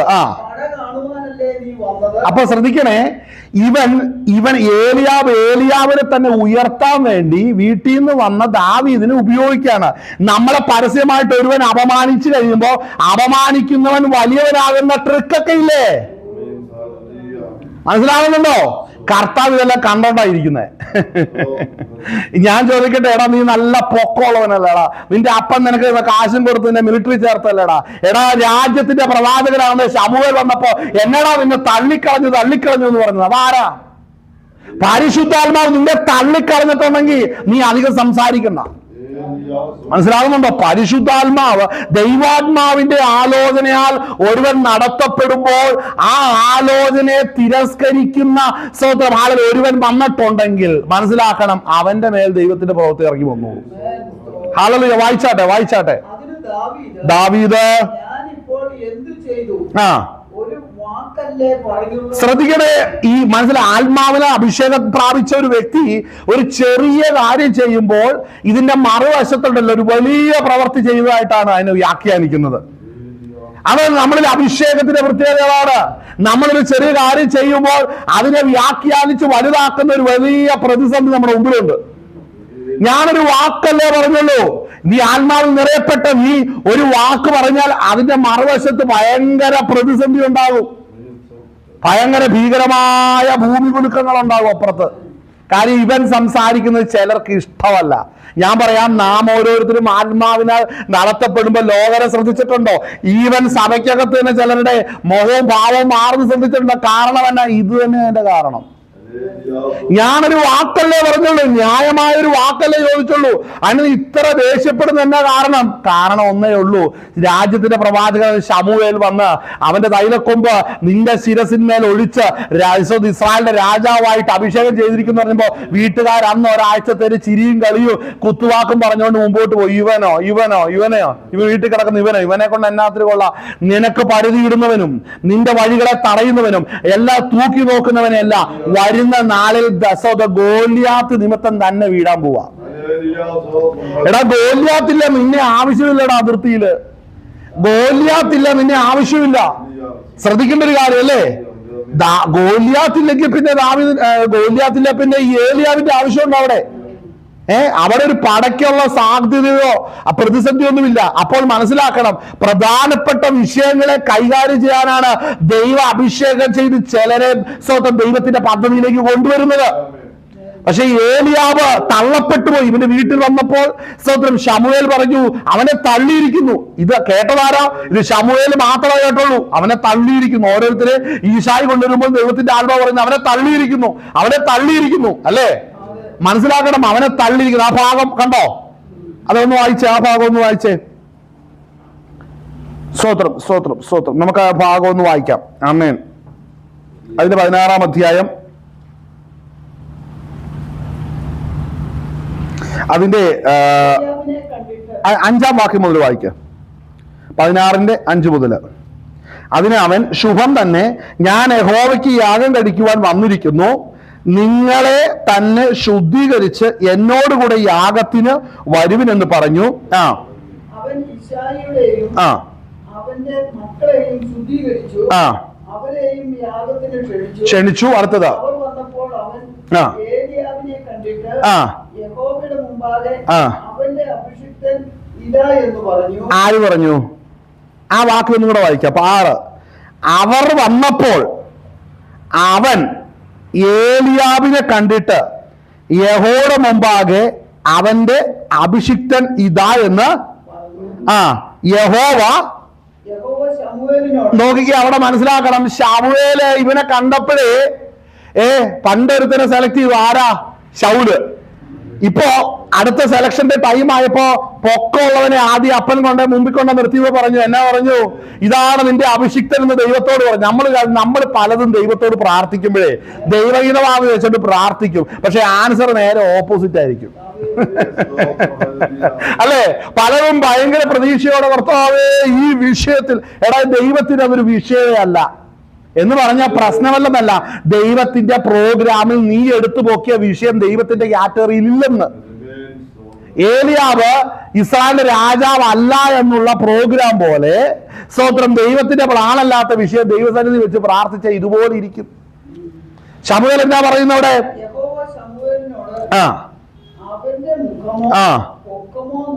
അയ്യോ, മുഖമോ പൊക്കമോ നോക്കരുത്. ഇന്ന് കുറെ പേര് മുഖവും പൊക്കവും ഒന്നും നോക്കാതെ കുറെ പേരെ തെരഞ്ഞെടുക്കുന്നുണ്ട്. ഹല്ലേലൂയ. അതിന്റെ കാണുന്നുണ്ട് ഒത്തിരി, അല്ലേ? അതെ, നമ്മളിങ്ങനെ ഒരു വലിയ സമൂഹത്തിൽ പോയി നിന്നിട്ട് ഇങ്ങനെ നോക്കി കഴിഞ്ഞിട്ടുണ്ടെങ്കിൽ അപ്പുറം കാണാം. കാര്യം ഈ ബാക്കി അവിടെ എല്ലാം നിൽക്കുന്നുണ്ട്, ഒരെണ്ണത്തെ പോലും കാണാനില്ല. വായിച്ചേ. ഞാൻ അവരെ തള്ളിയിരിക്കുന്നു. ആമേൻ. ശ്രദ്ധിക്കണേ, ഇത് ആർക്ക് അനുഭവമുണ്ട്? ഏലിയാവിനെ അറിയാം, അല്ലേ? വായിച്ചോ. അടുത്തത് വായിക്കേ. മനുഷ്യൻ കണ്ണിന് കാണുന്നത്. ഞാൻ പറയാം, ചിലരെ കാണുമ്പോൾ നമുക്ക് ഭയങ്കര പ്രതീക്ഷയുണ്ടല്ലേ, അതൊന്നും ദൈവസന്നിധി കൊണ്ടുവരരുത്. ആമേൻ. ഹല്ലേലൂയ. നമ്മൾ ചിലരുടെ കാര്യങ്ങൾ കാണുമ്പോൾ ഇവനൊക്കെ വന്നു കഴിഞ്ഞാൽ ഭയങ്കരമാണല്ലോ, നമ്മളങ്ങനെ കൊണ്ട്. മനുഷ്യൻ കാണുന്നതല്ല ദൈവം നോക്കുന്നത്. വായിച്ചാട്ടെ. യഹോവ ഹൃദയത്തെ നോക്കുന്നു അരുളി ചെയ്യുന്നു. അങ്ങനെയാണെങ്കിൽ ഹൃദയത്തെ നോക്കാതെ പൊക്കം കുറഞ്ഞെന്നും പറഞ്ഞ് പൊക്കം ഇല്ലെന്നും പൊക്കം കൂടിയെന്നും വണ്ണമുള്ളൂ വണ്ണം ഇല്ലെന്നും നോക്കണം. ഹൃദയം നോക്കണം. ദൈവത്തിനറിയാം വ്യക്തികളുടെ ഹൃദയം എവിടെയാണ് കിടക്കുന്നതെന്ന്. വായിച്ചേ. പിന്നെ ഈശായി അബീനാദാബിനെ വിളിച്ചു, ശമൂവേലിന്റെ മുമ്പിൽ വരുത്തി. അപ്പോൾ അവൻ യഹോവ ഇവനെയും തിരഞ്ഞെടുത്തിട്ടില്ല എന്ന് പറഞ്ഞു. പിന്നെ ഈശായി ശമയെയും ഇത് എനിക്ക് വായിക്കുമ്പോ എന്റെ ഉള്ളിൽ വരുന്നൊരു കാര്യം ഞാൻ പറയാം കേട്ടോ. കർത്താവേ ഒരു വീട്ടിൽ വന്നാലേ ദൈവത്തിന്റെ പ്രോഗ്രാം വെച്ച് കർത്താവ് കൊണ്ടുവന്ന ഒരു വീട്ടിലെ എല്ലാരെയും ദൈവം സന്ദർശിക്കും, എല്ലാരെയും ദൈവം തൊടും. അങ്ങനെ വെറുതെ പറഞ്ഞു വിടത്തില്ല. കാരണം എന്താണെന്നറിയാമോ, ഇനി ഇവരുടെ പ്രവൃത്തി പലതും കാണാനുണ്ട്. ദാവീദ് പുറത്തു വരണമെന്നുണ്ടെങ്കിൽ, മനസ്സിലാവുന്നുണ്ടോ? ദാവീദ് പുറത്തു വരണമെന്നുണ്ടെങ്കിൽ ഇവരുടെ ചില പ്രകടനങ്ങൾ അനിവാര്യമാണ്. എന്തുകൊണ്ട് ഏലിയാവ് കണ്ട ഉടനെ ദാവീദിനോട് പറഞ്ഞു, നീ ഭയങ്കര അഹങ്കാരിയാണെന്ന്. മനസ്സിലാവുന്നുണ്ടോ? നീ തള്ളപ്പെട്ട മേഖലയുണ്ട്, അത് ഉള്ളിൽ കിടക്കണം കയ്പ് പോലെ. എങ്കിലേ ഇനി സംസാരത്തിലെല്ലാം കയ്പ് പുറത്തു വരുള്ളൂ. നിന്റെ വായിൽ നിന്ന് കയ്പ് പുറത്തു വന്നാൽ മാത്രമാ ദൈവം തെരഞ്ഞെടുത്ത് പുറത്തു വരേണ്ടതുപോലെ വരത്തുള്ളൂ. മനസ്സിലാവുന്നുണ്ടോ? ആമേൻ. വായിച്ചേ. പിന്നെ ഈശായി ശമയെയും വരുത്തി, ഇവനെയും യഹോവ തിരഞ്ഞെടുത്തിട്ടില്ല എന്ന് അവൻ പറഞ്ഞു. അങ്ങനെ ഈശായി 7 പുത്രന്മാരെ ശമൂവേലിന്റെ മുമ്പിൽ വരുത്തി. എന്നാൽ ശമൂവേൽ ഈശായിയോട് യഹോവ ഇവരെ തിരഞ്ഞെടുത്തിട്ടില്ല എന്ന് പറഞ്ഞു. നിന്റെ പുത്രന്മാർ എല്ലാവരും ആയോ എന്ന് ശമൂവേൽ ചോദിച്ചതിന് അവൻ ഇനി ഉള്ളതിൽ ഇളയവനുണ്ട്, അവൻ ആടുകളെ മേയ്ക്കുകയാകുന്നു എന്ന് പറഞ്ഞു. ഞാൻ ചോദിക്കട്ടെ, ഈ ഒരു വലിയ ശുശ്രൂഷയിൽ യാഗം കഴിക്കുന്ന കാര്യം വന്നപ്പോ ഇവന് മാത്രമെന്നാണ് എക്സ്ക്യൂസ്? ഞാനൊരു കാര്യം പറയാം. കർത്താവിനെ കണ്ടുമുട്ടുന്ന കാലഘട്ടത്തിൽ അഭിഷേകം വരുന്നതിന് മുമ്പിൽ ഏതെങ്കിലും പ്രധാനപ്പെട്ട കാര്യം വരുമ്പോ വലിയൊരു നോട്ടീസ് അടിച്ചാൽ മകനെ നിന്റെ പേര് കാണില്ല. അതിൻ്റെ അകത്ത് വലിയൊരു പ്രോഗ്രാമാ ഉണ്ടാക്കി കഴിഞ്ഞാൽ കുടുംബക്കാർ നിന്റെ പേര് അറിഞ്ഞു മാറ്റും. ഒരു പൊതുവായിട്ടൊരു വിഷയത്തിലേക്കോ ഒരു യാത്രയിലേക്ക് വന്ന ബാക്കി എല്ലാവരും ആ വീട്ടിലുള്ളവർ കാണും, മകനെ നീ കാണത്തില്ല. ചോദിച്ചാൽ പറയും അതെന്താണെന്നറിയാം, അത് പേര് വിട്ടുപോയതാണ്. അതെന്താണെന്നറിയാമോ? വിളിയുള്ളവന്റെ മേൽ ദൈവം മുന്നമേ വെച്ചിരിക്കുന്നതാണത്. കാരണം എന്താണെന്നറിയാമോ? ഇനി ഇസ്രായേലിന്റെ രാജാവായിട്ട് വരുമ്പോ നിന്റെ ഈ ഓർമ്മക്കുറവ് മാറ്റും ദൈവം. ഹല്ലേലൂയ. ഇതേ ട്രീറ്റ്മെന്റ് യോസേഫിനും ഉണ്ടായിരുന്നു, അല്ലേ? അവൻ എല്ലാവരും ഒഴിവാക്കി നിർത്തി, അല്ലേ? പക്ഷെ അവൻ തിരിച്ചു വന്നപ്പോഴോ വേറൊരു യോസേഫിനെ പിന്നെ കണ്ടത്. ശ്രദ്ധിക്കണേ, അല്ലെങ്കിൽ ദൈവത്തിന്റെ ആത്മാവ് അഭിഷേകം ചെയ്യപ്പെട്ടിട്ടുണ്ടെങ്കിൽ ദൈവം നടത്തുന്ന വ്യത്യസ്തമായ റൂട്ടിൽ കൂടെ തന്നെയായിരിക്കും. ഇന്ന് പകരം എന്നെ കേൾക്കുന്ന ഓരോരുത്തരും അഭിഷേകത്താൽ നടത്തപ്പെടുന്നുവെങ്കിൽ നിന്റെ മുമ്പിൽ അസാധാരണമായ വഴികളെ ദൈവം ഒരുക്കുന്നതിന് കാരണം ദൈവത്തിന്റെ അഭിഷേകം നിന്റെ മേൽ വന്നിട്ടുണ്ട്. ആമേൻ. വായിച്ചേ. ഇനിയുള്ളതിൽ ഇടയവനുണ്ട്, അവൻ ആടുകളെ മേയ്ക്കുകയാകുന്നു എന്ന് പറഞ്ഞു. ശമൂവേൽ ഈശായിയോട് ആളയച്ച് അവനെ വരുത്തുക, അവൻ വന്നിട്ടല്ലാതെ നാം പന്തി കീഴുകയില്ല എന്ന് പറഞ്ഞു. ഉടനെ അവൻ ആളയച്ച് അവനെ വരുത്തി. എന്നാൽ അവൻ പവിഴ നിറം. ഇവിടെ ശ്രദ്ധിക്കണേ, എന്നാൽ അവൻ പവിഴ നിറമുള്ളവരും. ഞാൻ ചോദിക്കട്ടെ, ഇവിടെ പറയും അപ്പനെ, നമ്മുടെയൊക്കെ നാട്ടുഭാഷ പറഞ്ഞ അത് പറയുന്നില്ല, നമ്മുടെ നാട്ടുഭാഷ പറഞ്ഞ ഈ അപ്പൻ ഇങ്ങനെ ഈ മറ്റു മക്കളുടെയൊക്കെ ഭംഗിയാണ് കണ്ടിട്ടുള്ളൂ. പൊക്കമുള്ളവനെ ആദ്യം കൊണ്ട് നിർത്തും, അല്ലേ? ഈ സ്വഭാവം. ഞാനൊരു കാര്യം പറയാം കേട്ടോ, ദൈവത്തിന്റെ ആത്മാവിൽ നടത്തപ്പെടുന്നവന്റെ ഭവനം അല്ലെങ്കിൽ അവന് എതിരായിട്ടായിരിക്കും.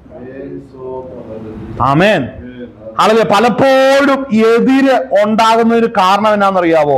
ഇതാണ് അതിന്റെ പിന്നിലെ കാര്യം. ഒറ്റപ്പെട്ട് നിൽക്കേണ്ട അവസ്ഥയിലേക്കാണ് വരുന്നത്. ഞാൻ ഇവിടെ ശമൂവേൽ അതിശയിച്ചു പോകുന്ന കാര്യം എന്താണെന്നറിയാവോ? ഇത്രയും ഗുണങ്ങളുള്ളവന്റെ ഗുണം ഈ അപ്പന്റെ കണ്ണിന് മനസ്സിലായില്ല. ദൈവത്തിന്റെ ആത്മാവിനെ നിറയപ്പെടുന്നവന്റെ ഗുണങ്ങളൊന്നും മനസ്സിലാക്കാത്ത ഒരു അപ്പൻ. ശ്രദ്ധിക്കണേ, ദൈവകരത്തിൽ ഉപയോഗിക്കപ്പെടേണ്ട ഗുണങ്ങളൊന്നും ഈ അപ്പന് ഈ വീട്ടുകാർക്കും മനസ്സിലാകത്തില്ല. അത് ദൈവത്താൽ സംഭവിച്ചതാ. അതുകൊണ്ട് മനസ്സിലാക്കണം, ദൈവം ചിലതിനെ കണ്ണ് മറച്ച് ചെവി മറച്ച് ഇട്ടിട്ടുണ്ടെങ്കിൽ മനസ്സിലാക്കണം അവിടെ ഒരു ദാവീദ് ഇരിപ്പുണ്ട്. മനസ്സിലാക്കണം. അടുത്ത വാക്യം വായിച്ചേ. എന്നാൽ അവൻ ആയിരുന്നു. അഭിഷേകം ചെയ്യുക, ഇവൻ തന്നെ ആവുന്നു എന്ന് കൽപ്പിച്ചു. ആമേൻ. മനസ്സിലാവുന്ന കൃത്യമായ ആത്മാവിന്റെ ആലോചന അവിടെ വെളിപ്പെട്ടു. ഇവൻ തന്നെ ആകുന്നു എന്ന് പരിശുദ്ധാത്മാവ് ശമൂവേലിനോട് പറഞ്ഞു. ശമൂവേല് അത് കണ്ട് ആ വ്യക്തി അഭിഷേകം ചെയ്യുവാൻ ഇടയായി തീർന്നു. എന്ത് മനസ്സിലായി ഇതിന്റെ അകത്ത്? ഈ നിലവാരത്തിൽ എല്ലാവരും ത്യജിക്കപ്പെട്ട ഒരു ജീവിതവും ഉപേക്ഷിക്കപ്പെട്ട ഒരു ജീവിതവും ദാവീദിനുണ്ടെങ്കിൽ വരുന്ന നാളിൽ നീ ഇസ്രായേലിന്റെ രാജാവ് തന്നെയാണ്. മനസ്സിലാവുന്നുണ്ടോ? നിന്റെ പേരെവിടെയെങ്കിലും ആരെങ്കിലും മായ്ച്ചു കളഞ്ഞെങ്കിൽ ഭാരപ്പെടരുത്. അതല്ല, നിന്നെ ആരെങ്കിലും പരിഗണിക്കാതിരുന്നാൽ ഭാരപ്പെടരുത്. നിന്റെ പേര് പറഞ്ഞില്ല, ആരും നിന്നെ ഉൾക്കൊണ്ടില്ല, നോ പ്രോബ്ലം. ദൈവം ദാവീദിനോട് കൂടെ ഇരുന്നത് പോലെ നിന്റെ കൂടെ ഇരിക്കുന്ന ഒരു ദിവസമുണ്ട്. ആമേൻ. അടുത്ത് നമ്മൾ ഈ കാര്യം വായിക്കുമ്പോൾ ദേശത്തെ, രാജ്യത്തെ കലക്കി മറിക്കുന്ന പ്രതിസന്ധി നിൽക്കുമ്പോഴും ദാവീദിന്റെ ചോദ്യത്തിന് മുമ്പിൽ ഏലിയാവ് കോപിച്ചു, അല്ലേ? ഏലിയാവ്, സഹോദരനാകുന്ന ഏലിയാവ് കോപിച്ചു. അടുത്തവിടെ കാണുന്നത് എന്താണ്? നമ്മളവിടെ കാണുന്നത് ചില ചോദ്യങ്ങൾ വന്നു. അങ്ങനെ ദാവീദിനോട് പറഞ്ഞു. അതിന് ദാവീദ്, ഞാനിപ്പോൾ എന്ത് ചെയ്തു? ഒരു വാക്കല്ലേ പറഞ്ഞുള്ളൂ എന്ന് പറഞ്ഞു, അല്ലേ? 29 അടുത്ത വാക്യം.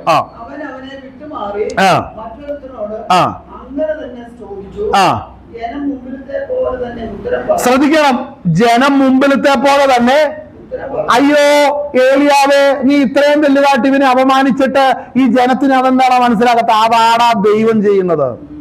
നീ ആരുടെയൊക്കെ മുമ്പിൽ വെച്ച് ദാവീദിനെ അപമാനിച്ചാൽ, അഭിഷേകമുള്ളവനെ അപമാനിച്ചാൽ, സ്വർഗത്തിലെ ദൈവം വീണ്ടും ഹല്ലേലൂയ ജനത്തിന്റെ ഹൃദയം തുറക്കും, ജനത്തിന്റെ ബുദ്ധിയെ തുറക്കും.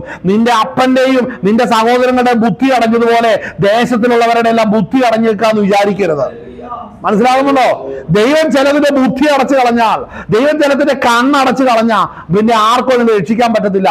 കാര്യം ഇവിടെ ദൈവത്തിന്റെ ആത്മാവിനാൽ ദാവീദ് സ്റ്റെപ്പുകളെ വെക്കുകയാണ്. ഇവിടെ വായിച്ച വാക്യം എന്താണ്? അവിടെ വായിക്കുന്നതന്നെ, അവനെ വിട്ടുമാറി. അയ്യോ, അതെങ്ങനെയാ? ഞാൻ നിന്റെ ചേട്ടനല്ലേ, ഞാൻ നിന്നോട് പറഞ്ഞ അവിടെ നിന്ന് നീ കേൾക്കണ്ടേ? അതല്ലേ നിയമം. പക്ഷേ നിന്നെ ഭരിച്ചിരുന്നവൻ ആരായിരുന്നാലും അവനെ വിട്ടുമാറുവാൻ അഭിഷേകമുള്ളവന് മാത്രമേ കഴിയത്തുള്ളൂ. നമ്മളെ ഇതുവരെ പിടിച്ചൊതുക്കിയിട്ടിരിക്കുന്ന ചില മേഖലകളില്, സ്വാധീനപ്പെടുത്തിയിരിക്കുന്ന ചില ദേശങ്ങള്, ചില കുടുംബങ്ങള്, അതിന്റെ വാഴ്ചകളും പ്രതികരണങ്ങളും നിന്നിൽ നിന്ന് മാറ്റിക്കളയുവാൻ അഭിഷേകത്തിന് ശക്തിക്ക് മാത്രമേ കഴിയത്തുള്ളൂ. ആമേൻ. കരങ്ങൾ ദൈവത്തെ മഹത്വപ്പെടുത്തട്ടെ. ഹല്ലേലൂയ. വായിച്ചാട്ടെ. ജനം മുമ്പിലത്തെ പോലെ തന്നെ ഉത്തരം പറയും. അഭിഷേകമുള്ളവനോട് ദൈവം സംസാരിക്കും. വായിച്ചേ. കണ്ടോ ദാവീദിന്റെ? അപ്പൊ നീ പറയുന്ന ഓരോ വാക്കുകൾ പരസ്യമാക്കുന്നത് പരിശുദ്ധാത്മാവാണ്. അഭിഷേകം പ്രാപിച്ചവന്റെ വാക്കുകൾ അവനെ പ്രസിദ്ധമാക്കുന്നവന്റെ വീട്ടുകാരല്ല, അവനെ പ്രസിദ്ധമാക്കുന്നത് പടയല്ല, അവനെ പ്രസിദ്ധമാക്കുന്നത് നാട്ടുകാരല്ല, അവനെ പ്രസിദ്ധമാക്കുന്ന ദൈവത്തിന്റെ ആത്മാവാണ്. നീ ഇവിടെ നിൽക്കുന്നത് അറിയേണ്ടവൻ അറിയും കേട്ടോ. അഭിഷേകമുള്ളവന്റെ പ്രത്യേകത, നീ നടന്നുപോയത് അറിയേണ്ടവൻ അറിയും. ഹല്ലേലൂയ. ഏലീശയല്ലേ നടന്നു പോകുന്ന വഴിക്ക് ഇതിലൂടെ ഒരു ദൈവപുരുഷൻ പോകുന്നു. ആ ദൈവപുരുഷന് വേണ്ടി നമുക്ക് എന്നാ വേണം? നമുക്ക് വീട്ടിലൊരു പ്രത്യേക മുറി ഉണ്ടാക്കണം, അവിടെ ഒരു മേശ വേണം, ഒരു കട്ടില് വേണം, അവിടെ ഒരു വിളക്കും വേണം. എടാ, ഇതെങ്ങനെയാടാ അവർക്ക് മനസ്സിലായത്? അതാണ് അഭിഷേകത്തിന്റെ പ്രത്യേകത. നീ കടന്നു ചെല്ലുമ്പോ ദൈവത്തിന്റെ ആത്മാവ് അവിടെ ഇടപെടും. അല്ല, നീ ഒരു കത്തിട്ടിട്ട് ഞാൻ വരാൻ ഫോണ് 10 മിസ്ഡ് കോളും വിട്ട്, ഇതൊന്നും അല്ല ദൈവഗീതം. നീ ചെല്ലുമ്പോഴേ ദൈവാത്മാവിനുള്ളവർക്ക് അറിയാം ദൈവത്തിന്റെ ആത്മാവ് അവിടെ സംസാരിക്കും. അപ്പോൾ ശൗലിന് അറിവ് കിട്ടി, അല്ലേ? വായിച്ചേ.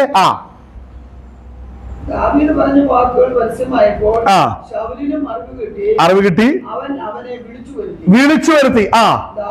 ഞാൻ ചോദിക്കട്ടെ, ഇവനെ വിളിച്ചു വരുത്തുമ്പോ ആദ്യം ആരോടാ ചോദിക്കണ്ടേ? ഏലിയാവ്. കാര്യം പടൽ ജോലിയിൽ അവിടെ അവന്റെ കീഴിൽ ജോലി നോക്കുന്നവനോടല്ലേ നിന്റെ സഹോദരൻ എങ്ങനെയുണ്ടെന്ന് അറിയാവുന്നേ. അപ്പോൾ ഒരു കാര്യം ശ്രദ്ധിക്കണം, ഇന്നയിടത്ത് ഒരു വ്യക്തി ഉണ്ടെന്ന് മാത്രമേ പറഞ്ഞോളൂ. അത് ഇന്നവന്റെ ഇന്ന ആളാന്ന് പറയില്ല. മനസ്സിലായോ? ഇന്നവന്റെ ഇന്ന ആളാന്നുള്ള ആ പരസ്യമല്ല ദൈവത്തിന്റെ ആത്മാവ് നടത്തപ്പെടുന്ന, അവന്റെ വായിൽ നിന്ന് പുറപ്പെട്ടു വരുന്ന വചനപ്രകാരം അവൻ ആരാണെന്ന് ദൈവം വെളിപ്പെടുത്തുന്നത്. ബന്ധസന്ധമൊന്നും ഇവിടെ വർക്കൗട്ട് ആകില്ല ദൈവാത്മാവിൽ നടത്തപ്പെടുമ്പോൾ. മനസ്സിലാവുന്നുണ്ടോ? ഹല്ലേലൂയ. ഒരു ബന്ധങ്ങളും സ്വന്തങ്ങളും അത് പ്രവർത്തിക്കാത്തൊരു ഇടം എന്ന് പറയുന്നത് അഭിഷേകത്താൽ നടത്തപ്പെടുന്നവന്റെ വായിൽ നിന്ന് പുറപ്പെട്ടു വന്ന വചന നിമിത്തം അവനെ പ്രസിദ്ധിയിലേക്ക് ദൈവം നടത്തും. അത് ദൈവത്തിന്റെ നീതിയാണ്. ആമേൻ. വായിച്ചേ. ശൗലിനോട്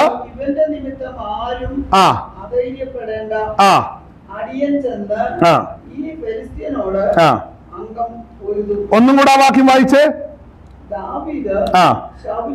ശൗലിനോട് ആരും ആ. ധൈര്യപ്പെടേണ്ട. അതായത് ഞാനൊരു കാര്യം പറയാം, ഈ മല്ലനാകുന്ന ഗോലിയാത്തിനെ എല്ലാവരും പേടിക്കുമ്പോ ഈ ദാവീദിന്റെ കണ്ണിൽ ഒരു പേടിയായിട്ട് തോന്നുന്നില്ല. കാര്യം ദാവീദിലിരിക്കുന്ന പരിശുദ്ധാത്മാവ്, പ്രവചനത്തിന്റെ ആത്മാവ് ദാവീദിന്റെ ആത്മമണ്ഡലത്തിൽ വെളിപ്പെടുത്തി കൊടുത്തു. നീ കാണുന്ന ഈ ഗോലിയാത്തും നീ കാട്ടിൽ വെച്ച് വലിച്ചു കയറിയ കരടിയ സിംഹത്തെ എല്ലാം നീ ഒന്ന് നോക്കിക്കേ. അപ്പോൾ മനസ്സിൽ ഇതിനെ തമ്മിൽ അനലൈസ് ചെയ്യാനുള്ള ഒരു കൃപ ആർക്ക് കിട്ടി? ദാവീദിന് കിട്ടി. അപ്പൊ എല്ലാവരും പറഞ്ഞു മുഴുത്തുക എന്ന് പറഞ്ഞാലൊന്നും മകനെ നീ പേടിക്കണ്ട, അതൊന്നുമല്ല, നിന്നിലിരിക്കുന്ന അഭിഷേകം തീരുമാനിക്കും. നീ അതിനെ ഭയപ്പെടണോ അതിനെ പരിഹസിക്കണോ എന്ന് പരിശുദ്ധാത്മാവ് തീരുമാനിക്കും. വായിച്ചാട്ടെ. ഈ ഫെലിസ്ത്യനോട് അംഗം പൊരുതും എന്ന് പറഞ്ഞു. ശൗൽ ദാവീദിനോട് ഈ ഫെലിസ്ത്യനോട് ചെന്ന് അംഗം പൊരുതുവാൻ നിനക്ക് പ്രാപ്തിയില്ല, നീ ബാലനത്രേ, അവനോ ബാല്യം മുതൽ യോദ്ധാവാകുന്നു എന്ന് പറഞ്ഞു. ശ്രദ്ധിക്കണം, ശൗൽ ദാവീദിനോട് ഈ ഫെലിസ്ത്യനോട് ചെന്ന് അംഗം പൊരുതുവാൻ നിനക്ക് പ്രാപ്തിയില്ല, നീ ബാലൻ. അപ്പൊ നമുക്ക് ലോകത്തിൽ നിന്ന് കിട്ടുന്ന സർട്ടിഫിക്കറ്റ് ഒക്കെ അലമാരിക്കകത്ത് തന്നെ ഇരിക്കട്ടെ, അത് പ്രത്യേകിച്ച് ഒരു ഗുണവും ചെയ്യുന്നില്ല. അഭിഷേകം തീരുമാനിക്കും. നിന്റെ സ്റ്റേജുകൾ പരിശുദ്ധാത്മാവിന്റെ കൃപ തീരുമാനിക്കും. മനസ്സിലാവുന്നുണ്ടോ? അവിടെ ശ്രദ്ധിക്കണം. നിന്റെ പ്രതിസന്ധിയിൽ നിൽക്കുന്ന ഗോലിയാത്തിനെ കുറിച്ച് അവൻ ജന്മന ആരാ? യോദ്ധാവാകുന്നു. പക്ഷേ ഇത് ദാവീദിന്റെ കല്ലിന്റെ മുമ്പിൽ വീഴുവൻ. പക്ഷെ അത് അനലൈസ് ചെയ്യാൻ അഭിഷേകത്തിന്റെ ശക്തി ദാവീദിലേ ഉള്ളൂ. അത് വിവേചിക്കാനുള്ള ശക്തി ദാവീദിലേ ഉള്ളൂ. ആമേൻ. വായിച്ചേട്ടെ.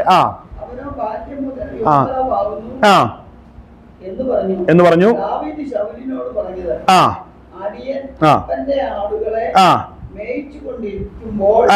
ഒരിക്കൽ ഒരു സിംഹവും ഒരിക്കൽ ഒരു കരടിയും വന്നു, കൂട്ടത്തിൽ നിന്ന് ആട്ടിൻകുട്ടിയെ പിടിച്ചു. ഞാൻ പിന്തുടർന്ന് അതിനെ അടിച്ച് അതിന്റെ വായിൽ നിന്ന് ആട്ടിൻകുട്ടിയെ പിടിപ്പിച്ചു. ശ്രദ്ധിക്കണം, ഈ നിൽക്കുന്ന ഗോലിയാത്തിന് സിംഹത്തിന്റെയോ കരടിയുടെയോ വായുടെ വിസ്താരമില്ല. ഉണ്ടോ? സിംഹത്തിന്റെയോ കരടിയുടെയോ കൈകാലുകളുടെ ബലമുണ്ടോ? സിംഹത്തിന്റെയോ കരടിയുടെ വേഗതയുണ്ടോ? ഇല്ല. ഇത് മൂന്നുമാണ് ദാവീദ് നോക്കിയത്. ശ്രദ്ധിക്കണം, ഇത് മൂന്നും ദാവീദ് നോക്കി. ശ്രദ്ധിക്കേണ്ട ഒരു കാര്യമുണ്ട്, ഇവര് ആടിനെ കൊണ്ട് പോയപ്പോ ഈ ദാവീദ് എന്ത് ചെയ്തു? അവനെ പിന്തുടർന്ന് പിടിച്ചു. ഇവനെ പിന്തുടർന്ന് ആർക്കെങ്കിലും പിടിക്കാവോ? പറ. ഈ ഗോലിയാത്തിനെ പിന്തുടർന്ന് പിടിക്കുക എന്ന് പറയുന്നത് സ്വപ്നത്തിൽ പോലും ചിന്തിക്കാൻ ആർക്കും കഴിയത്തില്ല ഇസ്രായേലില്. എന്നാൽ ആത്മാവിനാൽ നടത്തപ്പെടുന്നവൻ പറയുന്നത് ശരിക്കോ അവനെ പിന്തുടർന്ന് പിടിക്കാൻ പറ്റും. മനസ്സിലാവുന്നുണ്ടോ? അടുത്ത് വായിച്ചേ. അതിനെ അടിച്ച് അതിന്റെ വായിൽ നിന്ന് ആട്ടിൻകുട്ടിയെ വിടുവിച്ചു. അത് എന്റെ നേരെ വന്നപ്പോൾ ഞാൻ അതിനെ താടിക്ക് പിടിച്ച് ശ്രദ്ധിക്കണം, പിന്തുടർന്നു, എന്നോട് എതിർത്തു, എന്റെ നേർക്ക് വന്നപ്പോൾ അവന്റെ താടിക്ക് പിടിച്ച് ഞാൻ അടിച്ചു കൊന്നു. അപ്പോൾ ശ്രദ്ധിക്കണം, സ്വന്തം മനുഷ്യർക്ക് മറ്റുള്ളവർക്കൊന്നും നിന്റെ കഥ മനസ്സിലാകണ്ടെന്നേ, മറ്റുള്ളവരൊന്നും നിന്റെ കഥ വിശ്വസിക്കണ്ടെന്നേ. അത് ദൈവം വെച്ചിരിക്കുന്ന, നമ്മളെല്ലാം ഓടി നടന്ന് സാക്ഷ്യം പറയുക എങ്ങാനും ഒരു അവസരം കിട്ടുമെന്ന് അങ്ങനെ പറഞ്ഞു കിട്ടുന്ന സാധനമല്ല ഇത് ദൈവാത്മാവ് ഇടപെടുമ്പോൾ മാത്രമേ സംഭവിക്കത്തുള്ളൂ. ഇത് ഓടി നടന്ന് സാക്ഷ്യം പറയുക അവിടെ ഇവിടെ ഇത് അങ്ങനെയൊന്നും നടക്കുന്ന കേസല്ല. ഇവിടെ നീ പറയുന്നത് ചെറിയ കഥ, നീ പറയുന്ന കുഞ്ഞിക്കഥ, കാട്ടിൽ ആരും അറിഞ്ഞിട്ടില്ല. പക്ഷെ ആ കഥയ്ക്കകത്തെ വ്യക്തികളും നീ സംഭവങ്ങളും അസാധാരണമാണ്. അതാണ് പ്രശ്നം. നീ പറയുന്നത് ഒരു ദേശത്തിൽ ഒതുങ്ങി ഒരു ഹാളിന്റെ അകത്ത് മാത്രം നടക്കുന്ന കാര്യമായിരിക്കും. പക്ഷെ അതൊരു രാജ്യത്തെ കുലുക്കുവാൻ പ്രാപ്തിയുള്ള കാര്യമാണ് നടക്കുന്നതെങ്കിൽ ദൈവത്തിന്റെ ആത്മാവ് അങ്ങനെയാണ് നടത്തുന്നത്. കാട്ടിലെ കഥ പറഞ്ഞത് കൊണ്ട് നാട്ടിലിരിക്കുന്ന ഗോലിയാത്ത് വീഴത്തില്ലെന്ന് ഇസ്രായേൽ പറയും. സ്വർഗത്തിലെ ദൈവം പറയും, ഞാൻ കാട്ടിൽ വെച്ച് ഒരുക്കിയെടുത്ത എന്റെ ആത്മാവിനെ നടത്തപ്പെടുന്ന ദാവീദിന് നാട്ടിലുള്ള ഏത് ഗോലിയാത്തോ അവന്റെ കൈക്കീഴിൽ അമരുമെന്ന് സ്വർഗം കണ്ടിട്ട് തന്നെ വിളിച്ചു വേർതിരിച്ച്. അതാണ് അഭിഷേകത്തിന്റെ ശക്തി. വായിച്ചേ.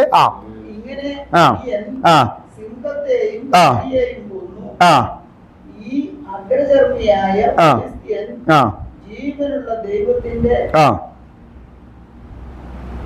പോയോ സൈന്യത്തെ നിന്ദിച്ചിരിക്കൊണ്ട് അവന് അവയിൽ ഒന്നിനെ പോലെ ആകും. അപ്പൊ ശ്രദ്ധിച്ചേ, ഇതിന് എനിക്ക് വലിയ വ്യത്യാസമൊന്നുമില്ല. അവന്റെ വാക്കിൽ അവൻ 100% കോൺഫിഡന്റ് ആണ്. ആ കോൺഫിഡൻസ് ധൈര്യം കൊടുക്കുന്നത് ശക്തിയുടെയും സ്നേഹത്തിന്റെയും സുബോധത്തിന്റെയും ധൈര്യത്തിന്റെ ആത്മാവാകുന്ന പരിശുദ്ധാത്മാവിന് മാത്രമാ ആ ധൈര്യം കൊടുക്കുവാൻ കഴിയത്തുള്ളൂ. അപ്പോൾ പെട്ടകം പണിതു തുടങ്ങുന്ന കാഴ്ചകൾ സ്വർഗം കണ്ടു തുടങ്ങുമ്പോഴാണ് അവരെ തടവിലുള്ള ആത്മാക്കളോട് സംസാരിക്കുവാൻ ക്രിസ്തു നോഹയോടുകൂടെ വ്യാപരിക്കുന്നത്. നമ്മുടെ പണികൾ, നമ്മുടെ സ്റ്റെപ്പുകൾ കാട്ടിൽ നിന്ന് അവരെ സിംഹാസനത്തിലേക്ക് ചെല്ലുമ്പോൾ ഈ പണികൾ കണ്ടുകൊണ്ടാണ് ക്രിസ്തു നമ്മോടുകൂടി ഇറങ്ങി വരുന്നത്. മനസ്സിലാക്കണം, രഹസ്യമായി പലതും നടക്കുമ്പോൾ ലോകത്തിന് മുമ്പിൽ നിന്നയായ വാർത്തകളായിട്ട് മറ്റുള്ളവർ പരത്തുമ്പോഴും ദൈവത്തിന്റെ ആത്മാവിനാൽ നടത്തപ്പെടുന്ന അസാധാരണമായ വീര്യപ്രവൃത്തികൾ കാണുവാൻ പരിശുദ്ധാത്മാവ് ഈ നാളുകൾ ഇടപെടട്ടെ. ദാവീദോടുകൂടെ വ്യാപരിച്ചവൻ, നോഹയോട് വ്യാപരിച്ചവൻ, അതിൽ ഇന്ന് പകർന്നാലും നമ്മളോടുകൂടെ ക്രിസ്തു വ്യാപരിക്കുന്നുണ്ട്. ജയോത്സവമായി നടത്തുന്ന ദൈവത്തിന്റെ കൃപ ഇന്ന് പകർന്നേരം ഈ വചനങ്ങളാൽ നിങ്ങളോടുകൂടി ഇരിക്കുമാറാകട്ടെ. ഈ വചനങ്ങളെ നിങ്ങൾ ആശ്വസിപ്പിക്കുമാറാകട്ടെ. നമ്മുടെ കണ്ണുകൾ അടയ്ക്കാം, പ്രാർത്ഥിക്കാം. ഈ പകൽ നേരം കർത്താവ് നമ്മളെ ഓരോരുത്തരെയും ബലപ്പെടുത്തി ആശ്വസിപ്പിച്ച് നമുക്ക് വേണ്ട